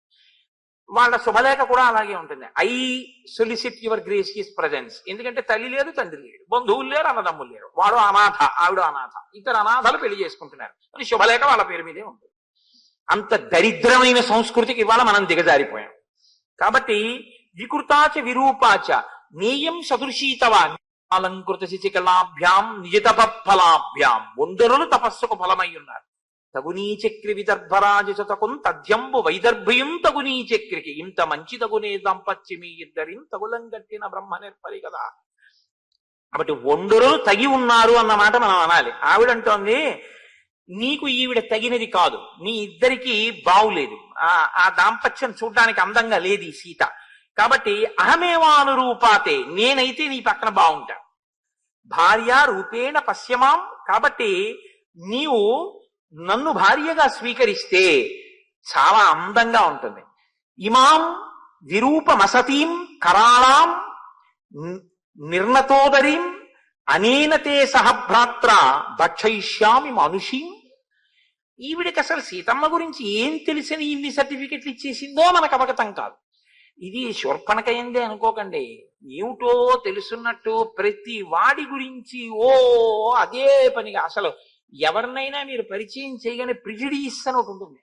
రైల్లో ఎదురుగుండా వచ్చి ఎవరో ఒక ఆయన కూర్చుంటాడు, కూర్చోగానే పెట్టి జాగ్రత్త అంటాడు. వీడు అంటే ఎందుకు పెట్టి జాగ్రత్త అన్నారు అనుకోండి, ఆ గడ్డం అది ఆయన్ని చూస్తే అనుమానంగా ఉంది, ఆయన ఏదో రామాయణం చెప్పుకోవడానికి గడ్డం పెంచుకున్నాడేమో. కాబట్టి ప్రిజుడీస్ అంటే మనస్సులో ఉండేటటువంటి పక్షపాత ధోరణి చేత నిర్ణయానికి వచ్చేయడమే. ఆయన ఎవరు ఏమిటి ఏమక్కర్లేదు, ఓ మాట అనేయడమే. ఇమాం విరూపాం అసతీం, చాలా చెడ్డది వికృతమైన రూపంతో ఉంది ఈ సీత. కరాళాం, బాబోయ్ ఎంత భయంకరంగా ఉందో. ఎవరు శూర్పణఖ భయంకరమా, సీతమ్మ భయంకరమా? ఇంకా ఇంతకన్నా హాస్యం ఏముంటుందండి లోకంలో. నిర్ణతోదరీం, ఆ కడుపు చూడు లోపలికి పోయి ఎలా ఉందో. అనేనతే సహభ్రాత్ర, ఈవిడ ఆ లక్ష్మణుడు వీళ్ళిద్దరు ఏమిటి నీతోటి ఇలాగా. ఈవిడ పక్కనుంటే ఒప్పించి ఇప్పుడు ఆవిడ్ని దూరంగా పంపించి నన్ను భార్యా స్థానంలో కూర్చోపెట్టుకోవడం అనేటటువంటిది నీకు కొంచెం సమయం పడుతుందేమో. అంత సమయం నేను ఎదురు చూడడానికి సిద్ధంగా లేను. కాబట్టి ఏం చేస్తానంటే ఈ గొడవ వదిలిపోతే నన్ను స్వీకరిద్దాం అనుకుంటున్నాం. ఆ రాముడి చూపులు ఆవిడకి అంతే అర్థమయ్యాయి అనుకోవాలి. రాముడు ఆవిడ ఈ మాటలు చెప్పగానే అసలు ఇలా నోరు ఎళ్లబెట్టేసి నోటి వెంట చొంగ కార్చుకుంటూ, కొంతమంది రైల్లో వెళ్ళిపోతున్నటువంటి ఆడపిల్లల దగ్గర కిటికీల దగ్గర నిలబడి చూసేటటువంటి కీచకులు ఎలా ఉంటారో అలా ఆవిడ అనేసుకుని, రాముడు నా వంక పాపం ఎంతలా చూస్తున్నాడో, నన్ను తొందరగా భార్యగా పొందుదాం అనుకుంటున్నాడు, ఈవిడ్ని ఎలా వదుల్చుకోవడం అనుకుంటున్నాడు, ఈవిడ్ని వదుల్చుకోవడం అనేటటువంటి కష్టం పాపం రాముడికి ఎందుకు పెట్టాలి, అదేదో నేనే తీల్చేస్తే సంతోషంగా నాతో తిరుగుదాం అనుకుంటున్నాడని ఈవిడే చెప్పేస్తోంది అంతే తీర్పు. భక్షయిష్యామి మానుషీం, దానికంత పెద్ద నువ్వేం కంగారు పడక్కర్లేదు, నేను తినేస్తాను వీళ్ళిద్దరిని, నేను తినేస్తాను, అప్పుడు నువ్వు నాతో సంసారం చేద్దావు, ఆ తర్వాత ఈమె తినేస్తుందేమో కూడా అనుమానం. కాబట్టి తథ పర్వత శృంగాని వనాని వివిధాని చ పశ్యన్ సహ మయా కాంత దండకాం విచరిష్యతి. ఆ తర్వాత వీళ్ళిద్దరిని తినేయగానే మన ఇద్దరం ఏం చేయాలో తెలుసా, ఇంకా హనీమూన్ కి బయలుదేరడమే. తథ పర్వత శృంగాని, పర్వత శిఖరముల మీద మన ఇద్దరం కలిసి వనాని వివిధాని చ, వివిధమైనటువంటి వనాల్లో పశ్యన్ సహ మయా కాంత, నాతో కలిసి దండకాం విచరిష్యతి, చక్కగా ఈ దండకారణ్యం అంతా మనం విహరిద్దాం. కాబట్టి నేను వీళ్ళిద్దరిని తినేస్తాను. ఇప్పుడు మీరు ఈ మాటల చేత ఏమి తెలుసుకోవలసి ఉంటుందంటే, అసలు ఆవిడ ఇప్పుడు రాముడు ఏం చెప్పినా వినడానికి సిద్ధంగా లేదు.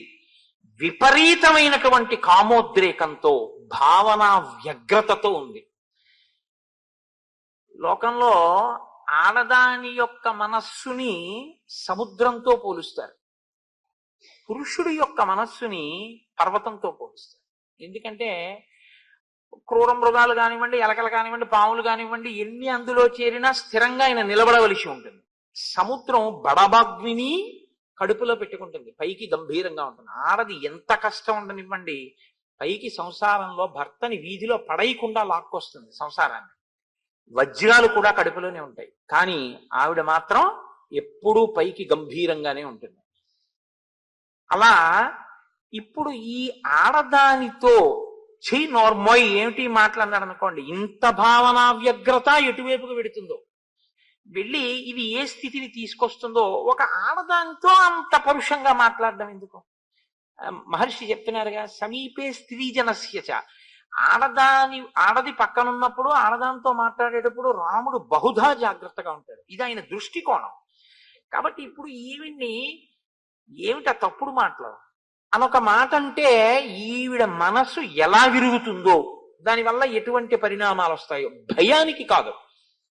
కోరి కోరి ఎందుకు ఒక ఆడదాంతో అంత కఠినంగా ప్రవర్తించాలి? కాబట్టి కొంచెం హాస్యరసాన్ని మేళవించి, చిచి వీళ్ళు లొంగే మనుషులు కారు, వీళ్ళు ఇలాంటి వాళ్ళు వదిలిపారాయి అనేటటువంటి భావన ఆవిడ ఎందే మనం కల్పిస్తే బాగుంటుంది అని రామచంద్రమూర్తి అనుకున్నారు. అందుకని ఆయన అన్నారు, స్వచ్ఛయా శ్లక్షణయా వాచ స్మితపూర్వమథాబ్రవీత్. ఆయన మహర్షి చెప్పేటప్పుడే చెప్తున్నారు, స్వచ్ఛయ, పరిశుద్ధమైనటువంటి వాక్కు. ఆ వాక్కులో అవతల వారిని ఖేద పెట్టాలి అన్న ఉద్దేశం లేదు. అవతల వాళ్లతో విరసం ఎక్కువైన సరసమాడాలనేటటువంటి హృదయం ఉన్నవాడు కాడు. ఆయన హృదయం ఏమిటంటే ఆవిడ మనసు గాయపడకుండా పంపించాడు. అందుకని ఇప్పుడు మృదువైన మాట, స్వచ్ఛమైనటువంటి మాట, స్మితపూర్వమథాబ్రవీత్, ఒక చిన్న చిరునవ్వుతో ఆయన మాట్లాడారు. ఆయన అన్నారు, కృతదారోస్మి భవతి భార్యేయం దయితా మమ త్వద్విధానాం తు నారీణాం సుదుఃఖ ససపత్నత. ససపత్నత అంటే పక్కన వేరొక భార్యతో పురుషుడు ఉంటే ఆడది సంతోషించదు.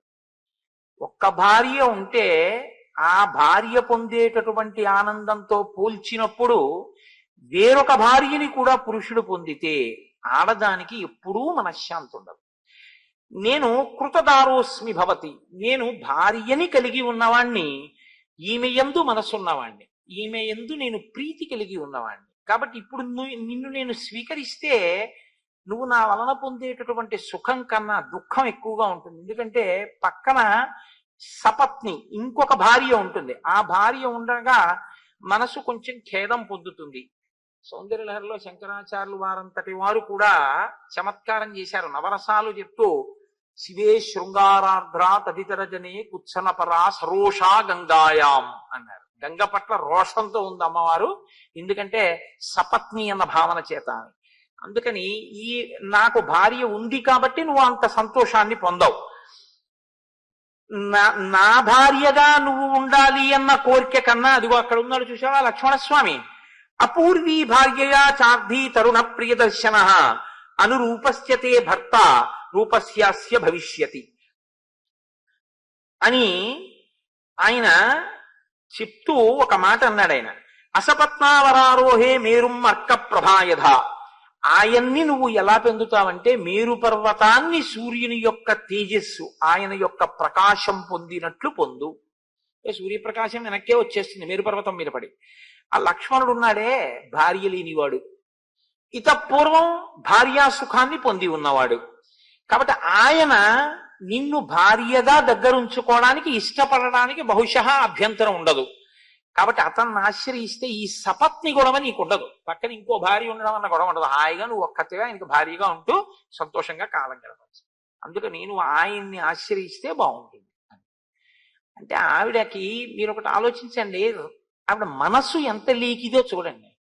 ఆయన్ని కాకపోతే ఆయన తమ్ముడిని. అంటే ఇది ఎలా ఉంటుందంటే, కాస్త ఉప్మా చేసి పడే గబగబా వెళ్ళిపోవాలన్నాడు అనుకోండి. గోధుమ రవ్వ లేదండి, మీరు అయ్యో ఇలా అనలేదు, ఇంట్లో బొంబాయి రవ్వ లేదండి, పోన్లే ఏదో ఉన్నా మైదా పిండితో అట్టుముక్క పోసేయి. అట్టుముక్క పోసేసినా పర్వాలేదు, లేకపోతే ఉప్మా చేసి పెట్టేసినా పర్వాలేదు, దానికి తప్పేం లేదు. ఏదో ఒకటి తిని ఆయన వెళ్ళిపోదాం అనుకుంటున్నాడు. రుచికి లొంగడం కాదు, కార్యం మీద వెళ్ళడం ప్రధానం. దానికి పనికొస్తుందేమో కానీ కామం తీర్చుకోవడానికి అన్నయ్య అయినా పర్వాలేదు, తమ్ముడైనా పర్వాలేదు అంటే ఇది ఎంత అసహ్యకరమైనటువంటి విషయం. ఇంకంతకన్నా దానికి వ్యాఖ్యానం అనవసరం. ఇప్పుడు ఆవిడ వెంటనే లక్ష్మణుడి దగ్గరికి వెళ్ళిపోయింది. వెళ్ళిపోతే లక్ష్మణుడు చూసి అన్నాడు, ఇలా ఇద్దరు చిచి మూర్ఖులు, వీళ్ళకి అసలు ఒక ఆడదాన్ని అంగీకరించడమే చేత కాని వాళ్ళని అది ఆవిడ వెళ్ళిపోతుంది. మనని మనసులో ఒకలాగా నింద చేసుకుని వెళ్ళిపోయినా ఆడదాన్ని అంతకన్నా మనం బాధ పెట్టకుండా పంపించేస్తే గొడవ వదిలిపోతుంది, మన ధర్మం చెరకుండా ఉంటుందన్నది రాముడి యొక్క హృదయం. కాబట్టి ఆయన లక్ష్మణుడి దగ్గరికి పంపాడు. ఆవిడ లక్ష్మణుడి దగ్గరికి వెళ్ళి మళ్ళీ ఇదే అడిగింది, నన్ను భర్తగా స్వీకరించు. ఆయన అన్నాడు, కథం దాసస్యమే దాసి భార్యా భవితుమిచ్చసి. నేనే దాసుణ్ణి, ఆయనకు పువ్వులు తేవడం, దర్భలు తేవడం, కర్రలు తేవడం, పర్ణశాల కట్టడం, స్నానానికి ఆయనతో కలశ పట్టుకుని వెళ్ళడం, ఆయన బట్టలు పిండి ఆరేస్తుండడం, అవి నేను చేస్తుంటాను. నేనే ఓ దాసుణ్ణి. దాసుణ్ణి పెళ్ళాడితే నువ్వేమవుతావు? దాసి అవుతావు. కాబట్టి నువ్వు నేను కలిసి ఏం చేయాలంటే ఆయనకి ఆవిడికి దాస్యం చెయ్యాలి. కాబట్టి నన్ను పొంది సుఖమే ఉంటుంది. ఆయన అంటావా స్వతంత్రుడు, సేవలు అందుకునేటటువంటి వాడు, కాబట్టి ఆయనకి భార్య అయితేనే బాగుంటుంది ఆయన అని ఆయన చిన్న పరిహాసం ఆడాడు. ఆయన అన్నాడు, ఆర్యస్యత్వం విశాలాక్షి భార్యాభవ యవీయసి. నీలాంటి అందగత్త భార్యగా వస్తాను అంటే ఆ నరకాంతను చూసి ఎవడు మాత్రం భార్యగా ఉంచుకుందాం అనుకుంటాడు? నీ మీద మోజు పడ్డావు. ఏనాం విరూపామ సతీం, ఆమె అదిగో సీతం ముందు చూసావా విరూపంగా ఉంటుంది, చెడ్డది. కరాళాం, ఆవిడన్న మాటలే భయంకరమైనటువంటిది. నిరతోదరి, కడుపు లోపలికి పోయింది. ఇవి శూర్పణ కన్న మాటలేగా. నీ దృష్టిలో ఆవిడ అలా ఉందని లక్ష్మణమూర్తి అంటారా సీతమ్మని. కాబట్టి భార్యాం వృద్ధాం పరిత్యజ్య, ఆవిడ వృద్ధురాలు అయిపోయింది, అందుకు నువ్వు వదిలిపెట్టావు. ఆవిడ వృద్ధురాలు అయితే ఆవిడ చేసుకున్నవాడు వృద్ధుడు అవడేంటి, ఆ ముందే వృద్ధుడు అవుతాడు. అసలు లోకంలో అనకూడని మాట ఏంటంటే, తాతగారు మీకు పిల్లని చూస్తామంటే, తాతగారు మీరు పెళ్లి చేసుకోండి అన్నాడు అందనుకోండి మనవరాలు, ఇప్పుడు నాకు పిల్లనిచ్చేవాడు ఎవడరా అంటే ఆ తాతగారు పళ్ళు ఏమైనా మిగిలితే ఊడగొట్టేయాలి. నోర్మోయి ఇప్పుడు నాకు పెళ్లి ఏమిటి అనాలి, అంతేగాని నాకు ఇంకా పిల్లనిచ్చేవాడు ఎవడరా అంటే ఏమిటి, అంటే ఎవడన్నా ఇస్తే చేసుకుంటావు ఇప్పుడు. కాబట్టి ఆయన లక్ష్మణమూర్తి ఆవిడ కోణంలోనే చెప్తున్నారు. నువ్వు ఇలా కదా అనుకుంటున్నావు, అప్పుడు రాముడు నిన్నెందుకు స్వీకరించాలనుకుంటున్నావు? కాబట్టి ఆవిడ వృద్ధురాలు అయిపోయింది. ఆవిడ వృద్ధురాలు అయితే రాముడు వృద్ధుడు అవడం ఏమిటి? ఆవిడకన్నా పెద్ద ఆయన ముందే వృద్ధుడై కూర్చుని ఉంటుంటాడు. కాబట్టి భార్యాం వృద్ధాం పరిత్యజ్య త్వమేనైష భజిష్యతి, నిన్ను స్వీకరిస్తాడు, సంతోషంగా ఉండొచ్చు. కాబట్టి త్వమేవైష భజిష్యతి, కాబట్టి నిన్ను స్వీకరిస్తాడు, సంతోషంగా నువ్వు రాముడి దగ్గరికి వెళ్ళు. అంటే ఆవిడకున్న పెద్ద లోపం ఏమిటి అన్నది దిద్దబడలేదు వీళ్ళ మాటల వల్ల. అంటే ఒక్కొక్కసారి చూడండి, ఇన్క్యూరబుల్ డిసీజ్ అంటాడు డాక్టర్ గారు. నా దగ్గర ఉన్న మందులన్నీ వాడేశానండి, ఇంజక్షన్లు అన్నీ చేసేసాము, ఈ వ్యాధి లొంగట్లేదు, ఈ వ్యాధే మందుల్ని లొంగ తీసేసుకుంటారు. కాబట్టి ఇప్పుడు ఇంకా ఈయన బతుకుతాడు అని చెప్పడం కష్టం అంటారు. బియాండ్ అవర్ హ్యాండ్స్ అంటుంటారు. ఎందుకు అంటే ఇంకా ఆయన దగ్గర ఉన్న మందులకే ఆ రోగం లొంగలేదు అని గుర్తు. అలా వీళ్ళిద్దరూ ఈ పరిహాసాన్ని ప్రయోగిస్తే ఆవిడ వెళ్ళిపోతుంది అనేటటువంటి లక్ష్యం నెరవేరలేదు. ఎలా నెరవేరలేదు? అంతర్లీనంగా వాళ్ళు ఏ పరిహాసాన్ని వాడుకున్నారో ఆ పరిహాసము దేని కొరకు వాడబడిందో దాని కొరకు ఆవిడ స్వీకరించలేదు. ఆవిడ దాన్ని యథాతథంగానే తీసుకుంది. లక్ష్మణుణ్ణి పొందంటున్నాడని, లక్ష్మణుడు రాముణ్ణి పొందమంటున్నాడని, అంటే వీళ్ళిద్దరూ పొందడానికి సిద్ధమే. ఆయన కంటే భార్య లేదు, కానీ అక్కడికి ఆవిడ ఉండడానికి ఇష్టం లేదంటే దాసిగా ఉండడం ఆవిడకి ఇష్టం లేదు, ఆవిడకు భోగమే కావాలి. అందుకని రాముడి దగ్గరికే వచ్చేయాలి. ఇప్పుడు అంటే రాముడు కూడా ఇష్టపడుతున్నాడు, ఈయన చెప్తున్నాడు, కానీ ఈవిడే అడ్డొస్తోందన్నట్టుగానే అర్థమైంది ఆవిడకి. పరిహాసం అర్థం కాక మన్యతే తద్వచస్తభ్యం పరిహాస విచక్షణ. ఆవిడికి అసలు ఆ పరిహాసము అనేటటువంటిది ఎందుకు ప్రయోగించారన్న దాని తాత్పర్యము అర్థము కాలేదు. కాబట్టి ఆమె రాముడి దగ్గరికి వెళ్ళింది. మళ్ళీ సీతమ్మతో కూర్చుని పర్ణశాలలో ఆయన మాట్లాడుతున్నాడు. ఒక్కసారి ఆ వెళ్ళడం మహోల్కా రోహిణీమివా, రోహిణీ నక్షత్రం మీద పడుతున్నటువంటి ఉల్క ఎలా పడిపోతుందో అలా పడిపోయి రామా, ఈమె నీ భార్యాస్థానంలో కుదరదు, ఇక్కడ ఉండడానికి వీల్లేదు, ఈమెని నేను తినేస్తాను, నీకు నేను భార్యనైపోతానని అమాంతం వెళ్ళి సీతమ్మ మీద పడిపోతే హడిలిపోయింది సీతమ్మ. వెంటనే రాముడు ఒక్కసారి హుంకారం చేశాడు. ఆ హుంకారానికి ఒక్క క్షణం ఆగింది. వెంటనే రాముడు లక్ష్మణుడి వంక తిరిగి అన్నాడు, క్రూరైరన అనార్యై సౌమిత్రే పరిహాస కదంచన. ఈమె చాలా క్రూరురాలు, అనార్యమైనటువంటి మనిషి. ఇటువంటి ఆవిడితో పరిహాసం కుదిరేటట్టుగా లేదు. ఇటువంటి ఆవిడితో ఎక్కువ పరిహాసం మంచిది కాదు కూడా. నా కార్య పశ్య వైదేహీం కథంచిత్ సౌమ్య జీవతీం. కొంచెం నేను కాని జాగరూకుడనై ఉండి ఉండకపోతే సీతమ్మ బతికుండేది కాదేమో. అమాంతం కొరికి తినేస్తుంది కూడా. కాబట్టి ఇమాం విరూపాం అసతీం, ఈమెని ఇటువంటి చెడ్డ మనిషిని విరూపం చేసేసాయి. ఎందుకంటే ఈమె నేను మంచి స్వరూపిణి అన్న భావనతో కామోద్రిక్తయ్యి ప్రవర్తించకూడని రీతిలో ప్రవర్తిస్తోంది. కాబట్టి విరూపం చెయ్యి, అప్పుడు ఇటువంటి భావనలు పోతాయి. చంపడం ఇష్టం లేక ఆడదాన్ని సాధ్యమైనంత అవకాశం ఇచ్చే ప్రయత్నం రామచంద్రమూర్తి చేస్తున్నారు. కాదు కాదు, ఒక నరుడిగా అలా ప్రవర్తించినట్లు కనపడుతూ అవతార ప్రయోజనాన్ని కూడా సిద్ధింపచేస్తుంటారు. లేకపోతే తాటకని సుబాహుని చంపినటువంటి వారు మారీచుణ్ణి విడిచిపెట్టడం కూడా రామావతార ప్రయోజనం సిద్ధింప చేసుకోవడానికి మార్గమే అయింది. కాబట్టి ఇమాం విరూపమసతీం అతిమత్తాం మహోదరీం రాక్షసీం పురుషవ్యాఘ్ర విరూపయితుమర్హసి. ఈమెని వెంటనే నువ్వు విరూపని చెయ్యి అనేటప్పటికీ చిచ్ఛేద కర్ణనాశం మహాబల. అక్కడే ఉన్నటువంటి ఖడ్గాన్ని తీసి లక్ష్మణమూర్తి ఆమె యొక్క ముక్కు చెవులు కోసేశాడు. ముక్కు చెవులు కోసేస్తే చాలా విరూపంగా ఉంటారు కనండి. చెవులు అనేటటువంటివి ఏదో కళ్ళజోడు పెట్టుకోవడానికి బాగుండేవిలా ఉంటాయి అనిపిస్తుందేమో, కానీ నేను ఒకసారి రైల్లో వెళ్తున్నప్పుడు నేను నిద్రపోతుండగా లోయర్ బెర్త్ లో ఉండగా పక్క బెర్త్ లోకి ఎవరో రాత్రి లేదు జాయినింగ్ ఎట్ సో స్టేషన్స్ ఉంటారు కదా, వచ్చి పడుకున్నారు. అయిపోయిందా, దుప్పటి కప్పారు, పడుకోబెట్టారు. ఆ మర్నాడు నేను ఉదయం నిద్ర లేచి మొహం గడుపుకుని కూర్చున్నాను. సికింద్రాబాద్ లో దిగిపోవాలి. సికింద్రాబాద్ అంటే ఎంతసేపు పడుతుంది? గోదావరి ఎక్స్ప్రెస్. ఆ రోజుల్లో గౌతమి లేదు. ఆయన ఈ పడుకున్న అయినటువంటి ముఖం నుంచి బట్ట కిందకి జారిపోయింది.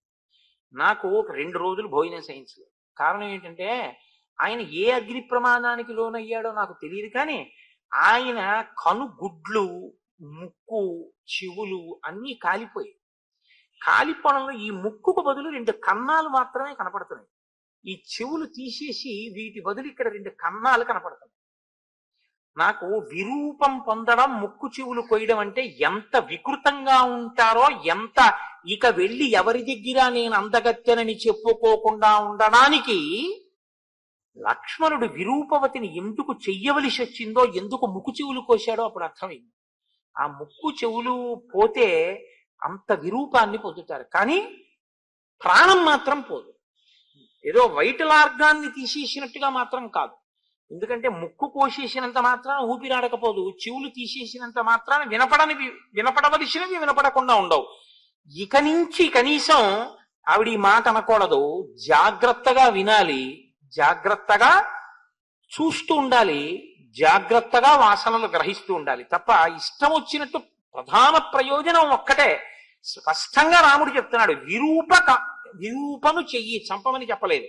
ఇక ఎప్పుడూ ఇటువంటి కామోద్రేకం పొందకూడదు, ఈవిడ ఎవరినీ బాధ పెట్టకూడదు. కాబట్టి వెంటనే లక్ష్మణమూర్తి ఆ ముక్కు చెవులు కోసేశారు.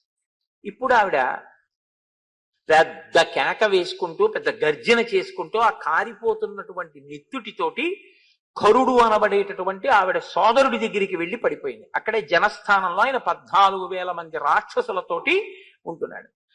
ఆ కరుడు ఆయన దగ్గర ఉండేటటువంటి సేనాధిపతులు త్రిశిరసుడు అనబడేటటువంటి ఆయన 3 తలకాయలతో ఉంటాడు. దూషణుడు అనబడేటటువంటి ఒక సేనాధిపతి, 14,000 సైన్యం. వీళ్లతో కరుడు ఆ జనస్థానంలో ఉంటున్నాడు. ఈ కరుడు విశ్రవసో బ్రహ్మయందు పాక అనబడేటటువంటి ఒక రాక్షసాంగన ఎందు జన్మించినవాడు. అందుచేత శూర్పణఖకి సోదరుడయ్యాడు అని మహాభారతంలో ఉంది. కాబట్టి తనకి సోదరుడవుతాడు కరుడు. ఇప్పుడు ఆ కరుడు దగ్గరికి వెళ్ళి పడిపోయింది ఆవిడ. పడిపోతే ఆయన అన్నాడు, ఏమీ ఎవరికి అపకారం చేయకుండా పడుకున్నటువంటి నల్లత్రాసు యొక్క తోక ముట్టుకున్నవాడెవడు, కోరి కోరి ప్రాణముల మీదకి ఉపద్రవం తెచ్చుకున్నవాడెవడు, జనస్థానంలో నేను ఇంతమంది రాక్షసులతో ఉండగా నీ ముక్కు చెవులు కోసి నిన్ను విరూపని చేసిన వాడెవరు, నాకు చెప్పవలసింది. ఆవిడికి ఇంకా ఎంత కామ ఉండిపోయిందంటే రామలక్ష్మణుల మీద. ఆవిడంది, తరుణౌ రూపసంపన్నౌ సుకుమారౌ మహాబలౌ పుండరీక విశాలాక్షౌ చీర కృష్ణాజినాంబరౌ ఫలమూలాశనౌ దాంతౌ తాపసౌ ధర్మచారిణౌ పుత్రౌ దశరథస్యాస్తం భ్రాతరౌ రామలక్ష్మణౌ. నేను దండకారణ్యంలో ఇద్దరిని చూశాను. వాళ్ళు తరుణవు, మంచి యవ్వనంలో ఉన్న వాళ్ళు, రూపసంపత్తి కలిగినటువంటి వాళ్ళు, సుకుమారులు, మహాబలవంతులు, విశాలమైనటువంటి కన్నులు కలిగినటువంటి వాళ్ళు, నారచీరలు కట్టుకున్న వాళ్ళు, ఆ జింక చర్మాన్ని కట్టుకున్నటువంటి వాళ్ళు, ఫలమూలములను తింటున్న వాళ్ళు, ఇంద్రియ నిగ్రహము కలిగినటువంటి వాళ్ళు, తాపసులు, ధర్మమును ఆచరించేటటువంటి వాళ్ళు, దశరథ మహారాజు యొక్క పుత్రులు, అన్నదమ్ములు, రామలక్ష్మణులు అన్న పేరు కలిగినటువంటి వాళ్ళు. వాళ్ళ మధ్యలో ఒక ఆడదుంది. జరిగిన వృత్తాంతాన్ని జరిగినట్టు చెప్పదు. ఇప్పుడు ఏది రాముడు జరగకూడదనుకున్నాడో అదే జరిగింది. ఆడదాని పగ కింద తిరిగింది రామాయణం. నేను మీతో మనవి చేసింది ఇదే. శ్రీరామాయణం ఎక్కడ మీరు అయిపోతుంది అనుకుంటారో అక్కడ ఒక ఆడదొచ్చి రామాయణాన్ని కొనసాగిస్తుంది. ఎప్పుడో అయోధ్యకాండలో అయిపోవలసిన రామాయణాన్ని మందరా ప్రవేశంతో పెరిగింది. మళ్ళీ ఇక్కడ అయిపోతోందని అగస్త్యుడే ఒప్పుకున్నాడు. అయిపోయిందయా, మీ నాన్నగారు అడిగిన వరం ప్రకారం 14 ఏళ్లు పూర్తి అయిపోవచ్చే, ఇంకో ఏడాది దగ్గర ఉంది. శూర్పణకొచ్చి కథని పొడిగిస్తోంది. ఎదర సీతమ్మ తల్లి ఉరి వేసుకుందాం అనుకుంటే త్రిజట పొడిగిస్తుంది. రావణాసురుడు కత్తెత్తితే ధాన్యమాలిని పొడిగిస్తుంది. ఇలా రామాయణం ఎక్కడ అయిపోతోందనుకుంటే అక్కడ ఒక స్త్రీ పాత్ర వచ్చి దాన్ని ఇంకా ముందుకి కొనసాగింపచేస్తూ ఉంటుంది. కాబట్టి ఆవిడ రామలక్ష్మణుల గురించి చెప్పినది సత్యం. నేను రామలక్ష్మణుల్ని కామించాను, కానీ రాముడు తన భార్య అయిన సీత యందు అనురక్తి కలిగిన వాడు కాబట్టి నన్ను అంగీకరించలేదు. వాళ్ళిద్దరూ నన్ను అంగీకరించకపోతే నేను సీతమ్మని తినిపోయాను. అప్పుడు లక్ష్మణుణ్ణి పిలిచి నన్ను విరూపని చేయమన్నాడని కొనసాగించాలి ఇప్పుడు కథాభాగాన్ని. అలా కొనసాగిస్తే ఆవిడ హృదయం చాలా మంచిదైంది అని గుర్తు కదండి. సత్యం కదా మాట్లాడుతుంది ఆవిడ. అలా ఎలా మాట్లాడుతుంది? ఇప్పుడు ఎక్కడ మెలిక తిప్పాలో అక్కడ తిప్పుతుంది కథని. అంటే తనది తప్పు లేదు, వాళ్ళదే తప్పు అన్నట్టు మాట్లాడుతుంది. కరుడన్నవాడి యొక్క రాక్షసత్వం ఏమిటో తెలుసా అండి? తన చెల్లెలు ఎంత గొప్పదో ఆయనకి తెలుసు, కానీ పైన అలా మాట్లాడుతున్నావే, తాపసవు అంటున్నావే, కందమూలములు తిన్నవాళ్ళు అంటున్నావే, దాంతవు జితేంద్రియులు అంటున్నావే, అలాంటి వాళ్ళు నీ ముక్కు చెవులు ఎందుకు కోశారు? కేవలం ఒక చిన్న కారణానికి కోసేస్తారా అని విచారణ చేసే ప్రయత్నం ఆయన చేయడు. తలుచుకున్నప్పుడే తాత పెళ్ళి అంటారే, అటువంటి వాళ్ళకి ఏంటంటే అవకాశం దొరికితే చాలు వెళ్ళి మీద పడిపోవడం ఎవరి మీద. ఇప్పుడు ఆవిడంది, తరుణీ రూపసంపన్న సర్వాభరణ భూషిత దృష్టా తత్ర మయా నారీ తయోర్మధ్యే సుమధ్యమ తాభ్యాం ఉభాభ్యాం సంభూయ ప్రమదాం అధికృత్యతాం ఇమాం అవస్థాం నీతాహం యథా అనాథా సతీ తథ. ఆమె వాళ్ళ మధ్యలో ఒక కాంత ఉంది, చాలా అందగత్తె. ఇప్పుడు ఎలా అందగత్తెగా కనపడుతోంది అంటే, తనకి అనుకూలంగా కథని ఎప్పుడు మార్చుకుందాం అనుకుంటే అప్పుడు ఆవిడ ఎవరిని ఫణంగా పెట్టిందంటే సీతమ్మనే ఫణంగా పెట్టి మాట్లాడింది. ఒక ఆడదాని కక్ష ఎవరి వైపుకి తిరిగిందంటే ఆడదాని వైపుకి తిరిగింది. ఎందుకని అంటే ఆ స్థానం భర్తీ అయి ఉండడమే తను ఆ స్థానాన్ని ఆక్రమించలేకపోవడానికి కారణం. పగంతా సీతమ్మ వైపుకి తిరిగింది. అందుకేగా అగస్త్యుడు అన్నాడు, ఇక సీతమ్మ నువ్వు తిరగకుండా కూర్చోవలసిన సమయం ఆసన్నం అవుతోందని, ఆవిడ చేరాలి శిశుపావృక్షం కిందకి. కాబట్టి అనాథని ఎలా అవమానిస్తారో అలా నేను ఆమె జోలికి వెడితే, అంటే మనం రాక్షసులం కాబట్టి అందంగా కనపడినటువంటి దాన్ని తినడం వాళ్ళకి ఇష్టం. మన లోకంలో ఎలా ఉంటుందంటే, అక్కడ యాపిల్ పండు, ఓ కమలా పండు, ఓ బత్తాయి పండు, ఓ ద్రాక్ష పళ్ళ గుత్తి ఉన్నాయనుకోండి, మీకు అవసరం ఉన్నా లేకపోయినా మంచి గులాబీ రంగులో పొటమరించినట్టుగా ద్రాక్ష పళ్ళు, ఇంతంత కమలా పళ్ళు, ఇంతంత మామిడి పళ్ళు ఉన్నాయనుకోండి. మామిడి పండు అప్పటికప్పుడు తినడం కష్టం, దానికి ఏదో పళ్ళె ఉండాలి, పక్కకి వెళ్ళాలి, దాన్ని తినాలి, చేతులు నిండా పడుతుంది, కడుక్కోవాలి. అదే ద్రాక్ష పండు అనుకోండి, ఇలా నోట్లో పడిసుకోవడం తేలిక. కాబట్టి ఆ ముగ్గురులో నువ్వు సీతనే ఎందుకు తిందాం అనుకున్నావు ముందు? ఓ ద్రాక్ష పండు అంత నదరగా ఉంది కాబట్టి నేను సీతమ్మని తినడం కోసమని వెళ్ళాను, సీతమ్మ జోలికి వెళ్ళాను. వాళ్ళిద్దరు ఏం చేశారో తెలుసా? ఆ పాటి దానికి ఇలా కోసేశారు, ముక్కు చెవులు విరూపం చేసేశారు. నీ దగ్గరికి వచ్చి పడిపోయాను, అన్నయ్య నువ్వు నన్ను సఫలీకృత మనోరథను చెయ్యాలి. ఇప్పుడు నా కోరిక ఏమిటో తెలుసా? సఫేనం పాతుమిచ్చామి రుధిరం రణమూర్ధని. యుద్ధంలో నువ్వు వాళ్ళ ముగ్గురిని చంపేస్తే వాళ్ళ శరీరములలోంచి పైకి ఉబికి వస్తున్నటువంటి నురగలతో కూడిన నిత్యుటిని నేను పానం చెయ్యాలి. అది నా కోరిక. కాబట్టి నువ్వు వెంటనే వాళ్ళ ముగ్గురిని చంపే. అది ఏమన్నా చిన్న పని అండి, వెళ్ళి ఒకసారి ఉత్తరీయం అడిగి పట్టరా అన్నంత తేలికేం కాదు కదా. అంతే. ఆయన ఉద్ధతి కూడా అలాగే ఉంటుంది. రాక్షసుడు అంటే వినదగునెవ్వరు చెప్పినా అన్నట్లుగా వినినంతని వేగపడక వివరింపదగున్ కనికల్ల నిజము తెలిసిన మనుజుడే పోనీతి పరుడు మహిళోషుమతి. ఆయనకి అదేం అక్కర్లేదు. విన్నాడంతే పగ. ఎక్కడెక్కడ ఎవడి మీద తగువుకెళ్ళడానికి అవకాశం దొరుకుతూ ఉంటుందా అని వాళ్ళు వెతుక్కుంటుంటారు. అప్పుడు వెంటనే ఆయన ఏమన్నాడంటే 14 మహాబలాన్, ఓ 14 మంది బలవంతులైనటువంటి వాళ్ళని పిలిచాడు. పిలిచి మీరు ఆ రామచంద్రమూర్తి మీదకి యుద్ధానికి వెళ్ళండి, రామలక్ష్మణుల్ని సంహరించి రండి. వాళ్ళు అనుకున్నారు సీతారామలక్ష్మణులు తాపసులు నరులు, పెద్ద చంపడం పెద్ద విశేషం ఏమిటి, వాళ్ళు పెద్ద గంటకట్టులు వేసుకుని వెళ్ళిపోయారు. దాని గురించి పెద్ద నేనేం వర్ణన చేయవలసిన అవసరం అందులో ఏం ఉండదు. వాళ్ళు వెళ్ళిపోయి ఆయన్ని యుద్ధానికి పిలిచారు. ఆయన అన్నాడు మీరెవరు, ఎందుకు వచ్చారు యుద్ధానికి అని అడిగాడు. ఆయన విషయం కనుక్కోకుండా అలా వీళ్ళల్లా ఆయన చంపేస్తే అప్పుడు రాముడికి కరుడికి తేడా ఏమి ఉండదు. అంటే వాళ్ళు ఇదిగో ఫలానా కారణానికి నువ్వు శూర్పణకి అవమానం చేసావుట, అందుకని నిన్ను చంపేయడానికి వచ్చేసాము. ఆయన అన్నాడు మీరు నన్ను చంపేయడం, నేను ఒక ధార్మికమైన మార్గంలో ఉన్నవాణ్ణి, ధార్మికమైన నిష్ట కలిగినటువంటి వాణ్ణి. మీరు నా జోలికి వస్తే మాత్రం మీరు 14 మంది మిగలరని గుర్తించండి. వాళ్ళు అలా ఏం మాటలకి వినేటటువంటి వాళ్ళు కారు. కాబట్టి ఇప్పుడు 14 మంది ఆయన మీదకి యుద్ధానికి వెళ్ళారు. ఆయనకి అది పెద్ద విశేషమే ఉంటుందండి. రామచంద్రమూర్తికి 14 మంది యొక్క గుండెలు చీల్చి అసలు పారేశాడు. ఒకేసారి 14 బాణములను ప్రయోగించాడు. అవి వీళ్ళ గుండెలను చీల్చి భూమిలో గుచ్చుకుని వెనక్కి తిరిగి వచ్చాయి. 14 మంది తెగటారిపోయారు. విచిత్రం ఏమిటంటే దీనికి ముక్కు చెవులు తెగిపోయి ఇంకా నెత్తురు కారుతున్నా ఈవిడ కూడా వచ్చింది వెనకాల శోభ్రం. ఎందుకో తెలుసా అండి, ఆవిడ కోరిక పగ. కామము దేని కింద మారిందంటే పగగా మారింది. ఇది కదూ లలితా సహస్రనామ స్తోత్రంలో అమ్మవారి చేతిలో ఒక చేతిలో 5 పుష్పబాణములు ఉంటాయి. మనోరూపేక్షకోదండ పంచతన్మాత్రశాయక. ఆవిడ క్రోధాకార అంకుశోజ్వల. అమ్మవారి అనుగ్రహం ఉంటే నాకు ఈ దిక్కుమాలిన కోపం ఏమిటని కోపం మీద కోపం వస్తుంది. కోపం మీద కోపం వచ్చింది అంటే మీరు సాధకుడు అయ్యారని గుర్తు. అమ్మవారి అనుగ్రహం ఉంటే కోపం మీద కోపం. అమ్మవారి అనుగ్రహం లేనంతసేపు కామం తీరకపోతే కోపం, తీరితే తృప్తి, తీరకపోతే కోపం. అక్క చెల్లెళ్ళు 2 పక్క పక్కనే ఉంటాయి. కాబట్టి ఇప్పుడు ఆవిడికి కోరిక తీరలేదు కాబట్టి ఏది పుట్టింది, పక్కన పగ పుట్టింది. ఇప్పుడు ఆ పగ చల్లారాలంటే తన కళ్ళతో చూడాలి, సీతారామ లక్ష్మణులు తెగటారిపోవాలి, ఆ నిత్తులు జుర్రుకోవాలి.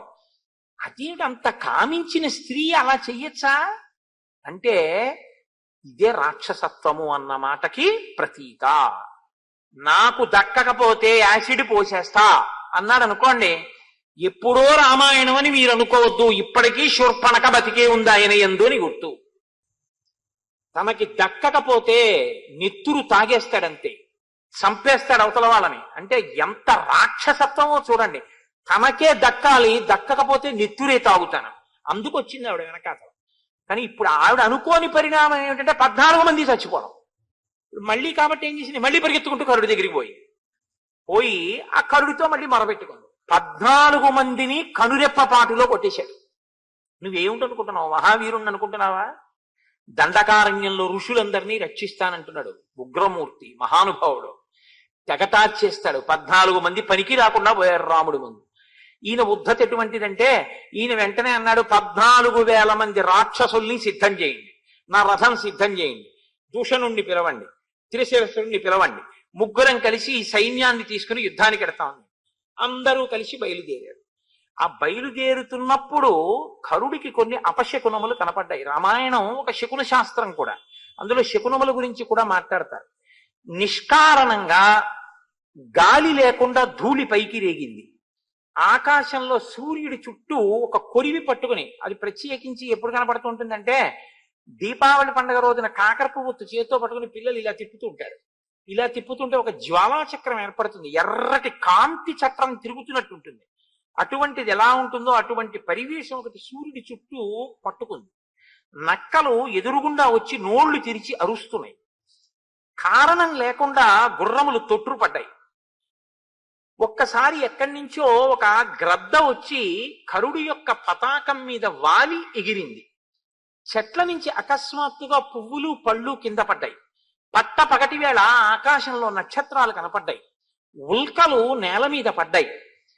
సూర్యుడు అకస్మాత్తుగా మేఘాలలో వెళ్ళిపోయి బాగా చీకటి ఆవరించింది. ఇన్ని జరిగితే దుర్నిమిత్తములని తాను ససైన్యంగా మరణిస్తానని కరుడు తెలుసుకున్నాడు. కానీ మూర్ఖత్వం అన్న మాటకు అర్థం ఏమిటో తెలుసా అండి?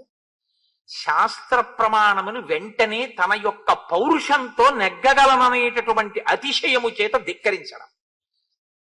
ఈ శకునాలన్నీ కనబడితే మాత్రం నాకేమిటి, సీతారామ లక్ష్మణుల్ని సంహరించకుండా నేను వెనక్కి రాను, ఈ శకునాలు నన్నించేస్తాయి, కాబట్టి బయలుదేరండి అన్నాడు. ఇప్పుడు 14,000 మంది యుద్ధానికి బయలుదేరుతుంటే ఎక్కడ లేనటువంటి పెద్ద కోలాహలం ధ్వని బయలుదేరే. ఇంత పెద్ద ధ్వని బయలుదేరితే రామచంద్రమూర్తి కూడా తన పర్ణశాలలోంచి విన్నారు. విని చాలా పెద్ద సైన్యమే యుద్ధానికి వస్తోంది, శకునములను బట్టి చూస్తే శకునములు మనకి అనుకూలంగా కనపడుతున్నాయి, కాబట్టి లక్ష్మణ నేను ఇప్పుడు ఆ రాక్షసుల్ని తెగటారుస్తాను అంటూ రాముడు మాట్లాడడం అంటే చాలా సొగసుగా ఉంటుంది, చాలా అందంగా ఉంటుంది. లక్ష్మణుడి యొక్క కోరిక ఎప్పుడు ఎలా ఉంటుందంటే, అన్నగారికి కష్టం వచ్చింది అంటే అన్నగారు ఆ కష్టాన్ని పొందకూడదు, అన్నగారి కన్నా తానే ఆ కష్టాన్ని పొందాలి, అన్నగారు సుఖపడాలనేటటువంటి మనస్తత్వం ఉన్నవాడు. కాబట్టి లక్ష్మణుడు అన్నయ్య నువ్వు ఉండు నేను ఎడతానంటాడేమోనని ఆయన అన్నాడు. ప్రతికూలితుమిచ్చామి నహివాక్యమిదం త్వయా శాపితో మమ పాదాభ్యాం గమ్యతాం వత్సమాచిరం. నా పాదముల మీద బొట్టి పెట్టి చెప్తున్నాను లక్ష్మణ, ఇంకా నువ్వు ఈ విషయంలో మాట్లాడద్దు, నువ్వు సీతమ్మని తీసుకుని దూరంగా ఏదైనా గుహలోకి వెళ్ళిపో, ఎవరికి కనపడకుండా, నేను వీళ్లతో యుద్ధం చేస్తాను అంటే. ఇలా చెప్తే లక్ష్మణుడి మనసు ఖేదపడి, అంటే నేను యుద్ధం చేయలేనని అన్న యుద్ధం చేస్తున్నాడేమో అనుకుంటాడేమోనని. ఇది ఎదుటివారి యొక్క హృదయం గురించి తాపత్రయపడడం అన్నది ఎప్పుడు ఉంటుందంటే ప్రేమ అన్న మాటకు అర్థం అది. అవతల వాళ్ళని నొప్పించకుండా మాట్లాడగలగాలి. అంత ఆతృతలో కూడా ఆయన మాట అలా ఉంటుంది, అంత సొబగుగా ఉంటుంది. ఆయన అన్నాడు, తంహి సూరస్య బలవాన్ హన్యా హేతాన్ న సంశయ. నువ్వు చాలా బలవంతుడివి, నువ్వే చంపేయగలవా సైన్యాన్నంతటిని లక్ష్మణ, అందుకొరకు కాదు, స్వయంతో హంతుమిచ్చామి, నేనే చంపాలి అని అనుకుంటున్నాను ఇవాళ, అందుకని సర్వనేవ నిశాచరాన్ వచ్చినటువంటి రాక్షసులందరినీ నేను చంపుతాను, కాబట్టి నువ్వు వెంటనే వదిన్ని తీసుకుని గుహలోకి వెళ్ళిపో అంటే. ప్రవేశింపరానటువంటి ఒక గుహలోకి సీతమ్మ తల్లిని తీసుకుని లక్ష్మణమూర్తి వెళ్ళిపోయాడు. ఇప్పుడు రాముడు యుద్ధానికి సిద్ధపడుతున్నాడు. దేవతలు, ఋషులు, సిద్ధులు అందరూ పరుగు పరుగున వచ్చారట. ఎందుకని ఒక గొప్ప సన్నివేశం. 14 సహస్రాణి రక్షసాం భీమకర్మణాం ఏకశ్చరామో ధర్మాత్మ కథం యుద్ధం భవిష్యతి. 14,000 మంది అధర్మాత్ములైన వాళ్ళు ఒక పక్క, ధర్మాత్ముడైన రాముడు ఒక పక్క. యుద్ధంలో కూడా ధర్మం తప్పనివాడు ఆయన, యుద్ధంలో కూడా వక్ర మార్గాల్లో వెళ్లేవాళ్ళు వాళ్ళు. 14,000 మంది అటు, ఒక్కడు ఇటు. వాళ్ళు వేసే ఆయుధాల నుంచి తనను తాను రక్షించుకుంటాడా, వాళ్ళని తాను నిగ్రహిస్తాడా? అసలు వాళ్ళు వచ్చి మీద పడకుండా, యుద్ధం ఎందుకంటే 14,000 మంది మీద పడిపోతే చాలు. 14,000 మందిని ఒకడే నిగ్రహించాలి. నిగ్రహిస్తాడా? ఇది చూడవలసిన విషయం. నిగ్రహించగలడు, వాళ్ళకి తెలుసు. కానీ అసలు ఆ అందం ఏమిటో చూడాలి, ఆ యుద్ధం ఏమిటో చూడాలి. ఇవాళ అందరూ వచ్చి ఆకాశంలో నిలబడ్డారు. మహర్షి అంటారు, చాలా గొప్ప మాట వాల్మీకి మహర్షి, ఆయన రచనకి నేను కితాబులు ఇవ్వడమా? అటువంటి రచన చేత మనం పవిత్రులం కావడమే తప్ప గంగాజలవ కణికా పీత అని శంకరాచార్యులు వారు చెప్పినట్టు వాల్మీకి రామాయణంలో ఒక్క శ్లోకమైన చదువుకుని జీవితాన్ని తరింప చేసుకోవడమే. బభూవ రూపం క్రుద్ధస్య రుద్రస్యేవ పినాకినః. పినాకము అంటే పాతి జగదిది పినాకం అని దానికి వ్యుత్పత్తి. అది లోకాన్ని రక్షించేది, కేవలం లయం చేసేది కాదు. నేను మీకు ఇందాక మనవి చేశాను కూడా పినాకం గురించి. ఆయన లోకరక్షణకు కూడా దాన్ని పట్టుకుంటాడు. ఆ పినాకం అనేటటువంటి ధనస్సు పట్టుకున్నటువంటి పరమేశ్వరుడు లోకాల్ని లయం చేసినప్పుడు నిలబడిన రూపం ఘోర రూపంగా ఎలా ఉంటుందో అంటే ఆ రూపాన్ని చూడడం ఎవరికి శక్యం కాదు. అంత భీకరమైనటువంటి స్థితిలో ఉంటుంది ఆ రూపం. అందుకే మీరు బాగా గుర్తుపెట్టుకోండి, సనాతన ధర్మంలో కష్టపెట్టేవాడు సుఖపెట్టేవాడు అని ఇద్దరు ఉండరు. ఒకడు భయపెట్టేవాడు, కాబట్టి ఇప్పుడు ఆ భయపెట్టేవాడి నుంచి పారిపోతే ఒకడు రక్షించేవాడు ఒకడు ఉంటాడు. వీడు భయపెట్టడానికే ఉంటాడు, వాడు రక్షించేవాడు ఉంటాడు అని ఇద్దరు ఉండరు. భయకృత్ భయనాశన. ఎవడు భయపెడతాడో వాడే భయాన్ని పోగొడతాడు. ఎవడు కష్టాన్ని ఇస్తాడో వాడే కష్టాన్ని తొలగిస్తాడు. కష్టం ఇవ్వడానికి, సుఖం ఇవ్వడానికి, కష్ట సుఖాతీతమైన జ్ఞానం ఇవ్వడానికి, జ్ఞానమిచ్చి మోక్షం ఇవ్వడానికి ఒక్కడే ఉంటాడు తప్ప ఇంకొకడు ఉండడు సనాతన ధర్మంలో. ఆ ఒక్కడే ఉంటాడు. ఆ ఒక్కడు అనేకంగా కనపడుతుంటాడు అంతే. కాబట్టి ఇప్పుడు ఎవరికి అది ఘోర రూపం? ఘోర రూపం ఎవరికంటే ఎదురుగుండా వచ్చేటటువంటి 14,000 మందికైన దుర్నిరీక్షుడు. అది వాల్మీకి మహర్షి యొక్క హృదయం. అక్కడ అది రుద్రస్వరూపం. ఆ స్వరూపం యొక్క తేజస్సు ముందు వాళ్ళు మడిసిపోవలసిందే. అగ్నిహోత్రంలో పడేటటువంటి మిడతల దండి ఎలా పడిపోతుందో అలా పడిపోతారు తప్ప రుద్ర తేజస్సు ముందు నిలబడడం అనేటటువంటిది ఇక సాధ్యం కాదు. అది లయం చేసేస్తుంది, పడగొట్టేస్తుంది. కాబట్టి ఇప్పుడు రుద్రుడు క్రుద్ధుడై పినాకం పట్టుకుని నిలబడితే ఎలా ఉంటాడో అలా ఉన్నాడు. ఇప్పుడు అలా ఉన్నాడు కాబట్టి అటువంటి స్వరూపమే మనం చూస్తే మనకి కూడా అలాగే భయం వేస్తుందా? రాముడు కోదండం పట్టుకుని అలా నిలబడినటువంటి రూపాన్ని చూస్తే భయపెడుతుందని మీరు అనుకోకూడదు. ఎందుకో తెలుసా అండి? మీకు నేను ఒక ఉదాహరణ చూపిస్తాను. అశ్వత్థామ విడిచిపెట్టినటువంటి అస్త్రం ఉత్తర గర్భంలోకి వెళ్ళిపోయింది. ఇంకా పిండాన్ని చెనకబోతోంది. లోపల ఆ పరీక్షిత్ ఉన్నాడు, ఇంకా శిశువు ఆయన. ఆ లోపల ఉన్నటువంటి పసిపిల్లవాడి యొక్క ఆర్తనాదాన్ని తల్లి వింది. విని 5 మామగారులున్నా కాదడి వెళ్లి కృష్ణ పరమాత్మ యొక్క పాదాల మీద పడింది. అయ్యా, నువ్వు నన్ను రక్షించాలి ఏంది ఆవిడ. ఇప్పుడు రక్షించాలి అంటే ఒక కాలు పైకెత్తి రథంలోకి ఎక్కడానికి సిద్ధంగా ఉండి ఒక కాలు కింద పెట్టి ఉన్నటువంటి కృష్ణ పరమాత్మ ఆమె యొక్క ఆర్తిని, ఆమె యొక్క శరణాగతిని లెక్కలోకి పెట్టుకున్నాడు అంతే. ఇక్కడే ఉన్న కృష్ణుడు ఒక్కసారి ఉత్తరాగర్భంలోకి ప్రవేశించాడు. ఎలా ప్రవేశించాడు? సుదర్శన చక్రం పట్టుకుని లోపలికి ప్రవేశిస్తే ఈ పిండం లోపల ఉన్న పిల్లవాడికి కూడా బ్రహ్మాస్త్రపు యొక్క తేజస్సుని తనలోకి తీసుకోగలిగినటువంటి భయంకరమైన తేజస్సుతో ఉన్న రూపంగా పరీక్షిత్తు చూశాడనుకోండి, కళ్ళు ఎగిరిపోతాయి పిండానికి కదండి. అది మధ్యం తినటువంటి మార్తాండ బింబం లాంటి స్వరూపం. అది సహస్ర సూర్యుల పగిది ప్రకాశిస్తుంది. దాన్ని పరీక్షిత్తు చూడలేడు.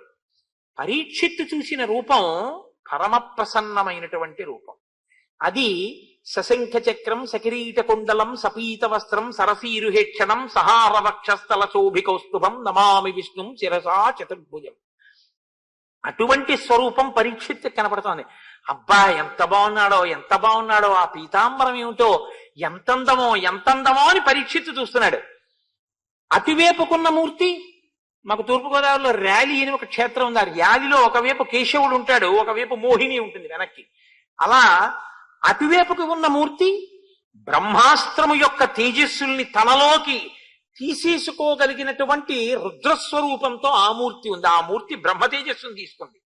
వెనక మూర్తి కళ్యాణమూర్తి అయి పరీక్షిత్తుకి అలా కనపడింది. అందుకే బయటికి వచ్చినటువంటి పరీక్షిత్ తాతగారైన ధర్మరాజు గారి తొడలో కూర్చుని సభలో చూస్తే అమ్మ కడుపులో ఉండగా నేను చూసినటువంటి ఆ మంగళప్రదమైనటువంటి మూర్తి ఎక్కడైనా కనపడతాడా అని పరీక్షగా చూసినటువంటి కారణం చేత పరీక్షిత్ అని పిలిచారట. ఏకకాలమనందు ఘోర అఘోర రూపములతో ఈశ్వరుడు ఉంటాడు. అఘోరేభ్యో దఘోరేభ్యో ఘోర ఘోరధరేభ్య అని మనం దేంటి పరమశివుడి దగ్గర పూజ చేస్తే మంత్రపుష్పంలో మాట చెప్తూ ఉంటాం ఆ పంచమంత్ర పఠనం చేసేటప్పుడు. కాబట్టి ఆ ఘోర రూపము అఘోర రూపము ఏకకాలంలో ఉంటాయి.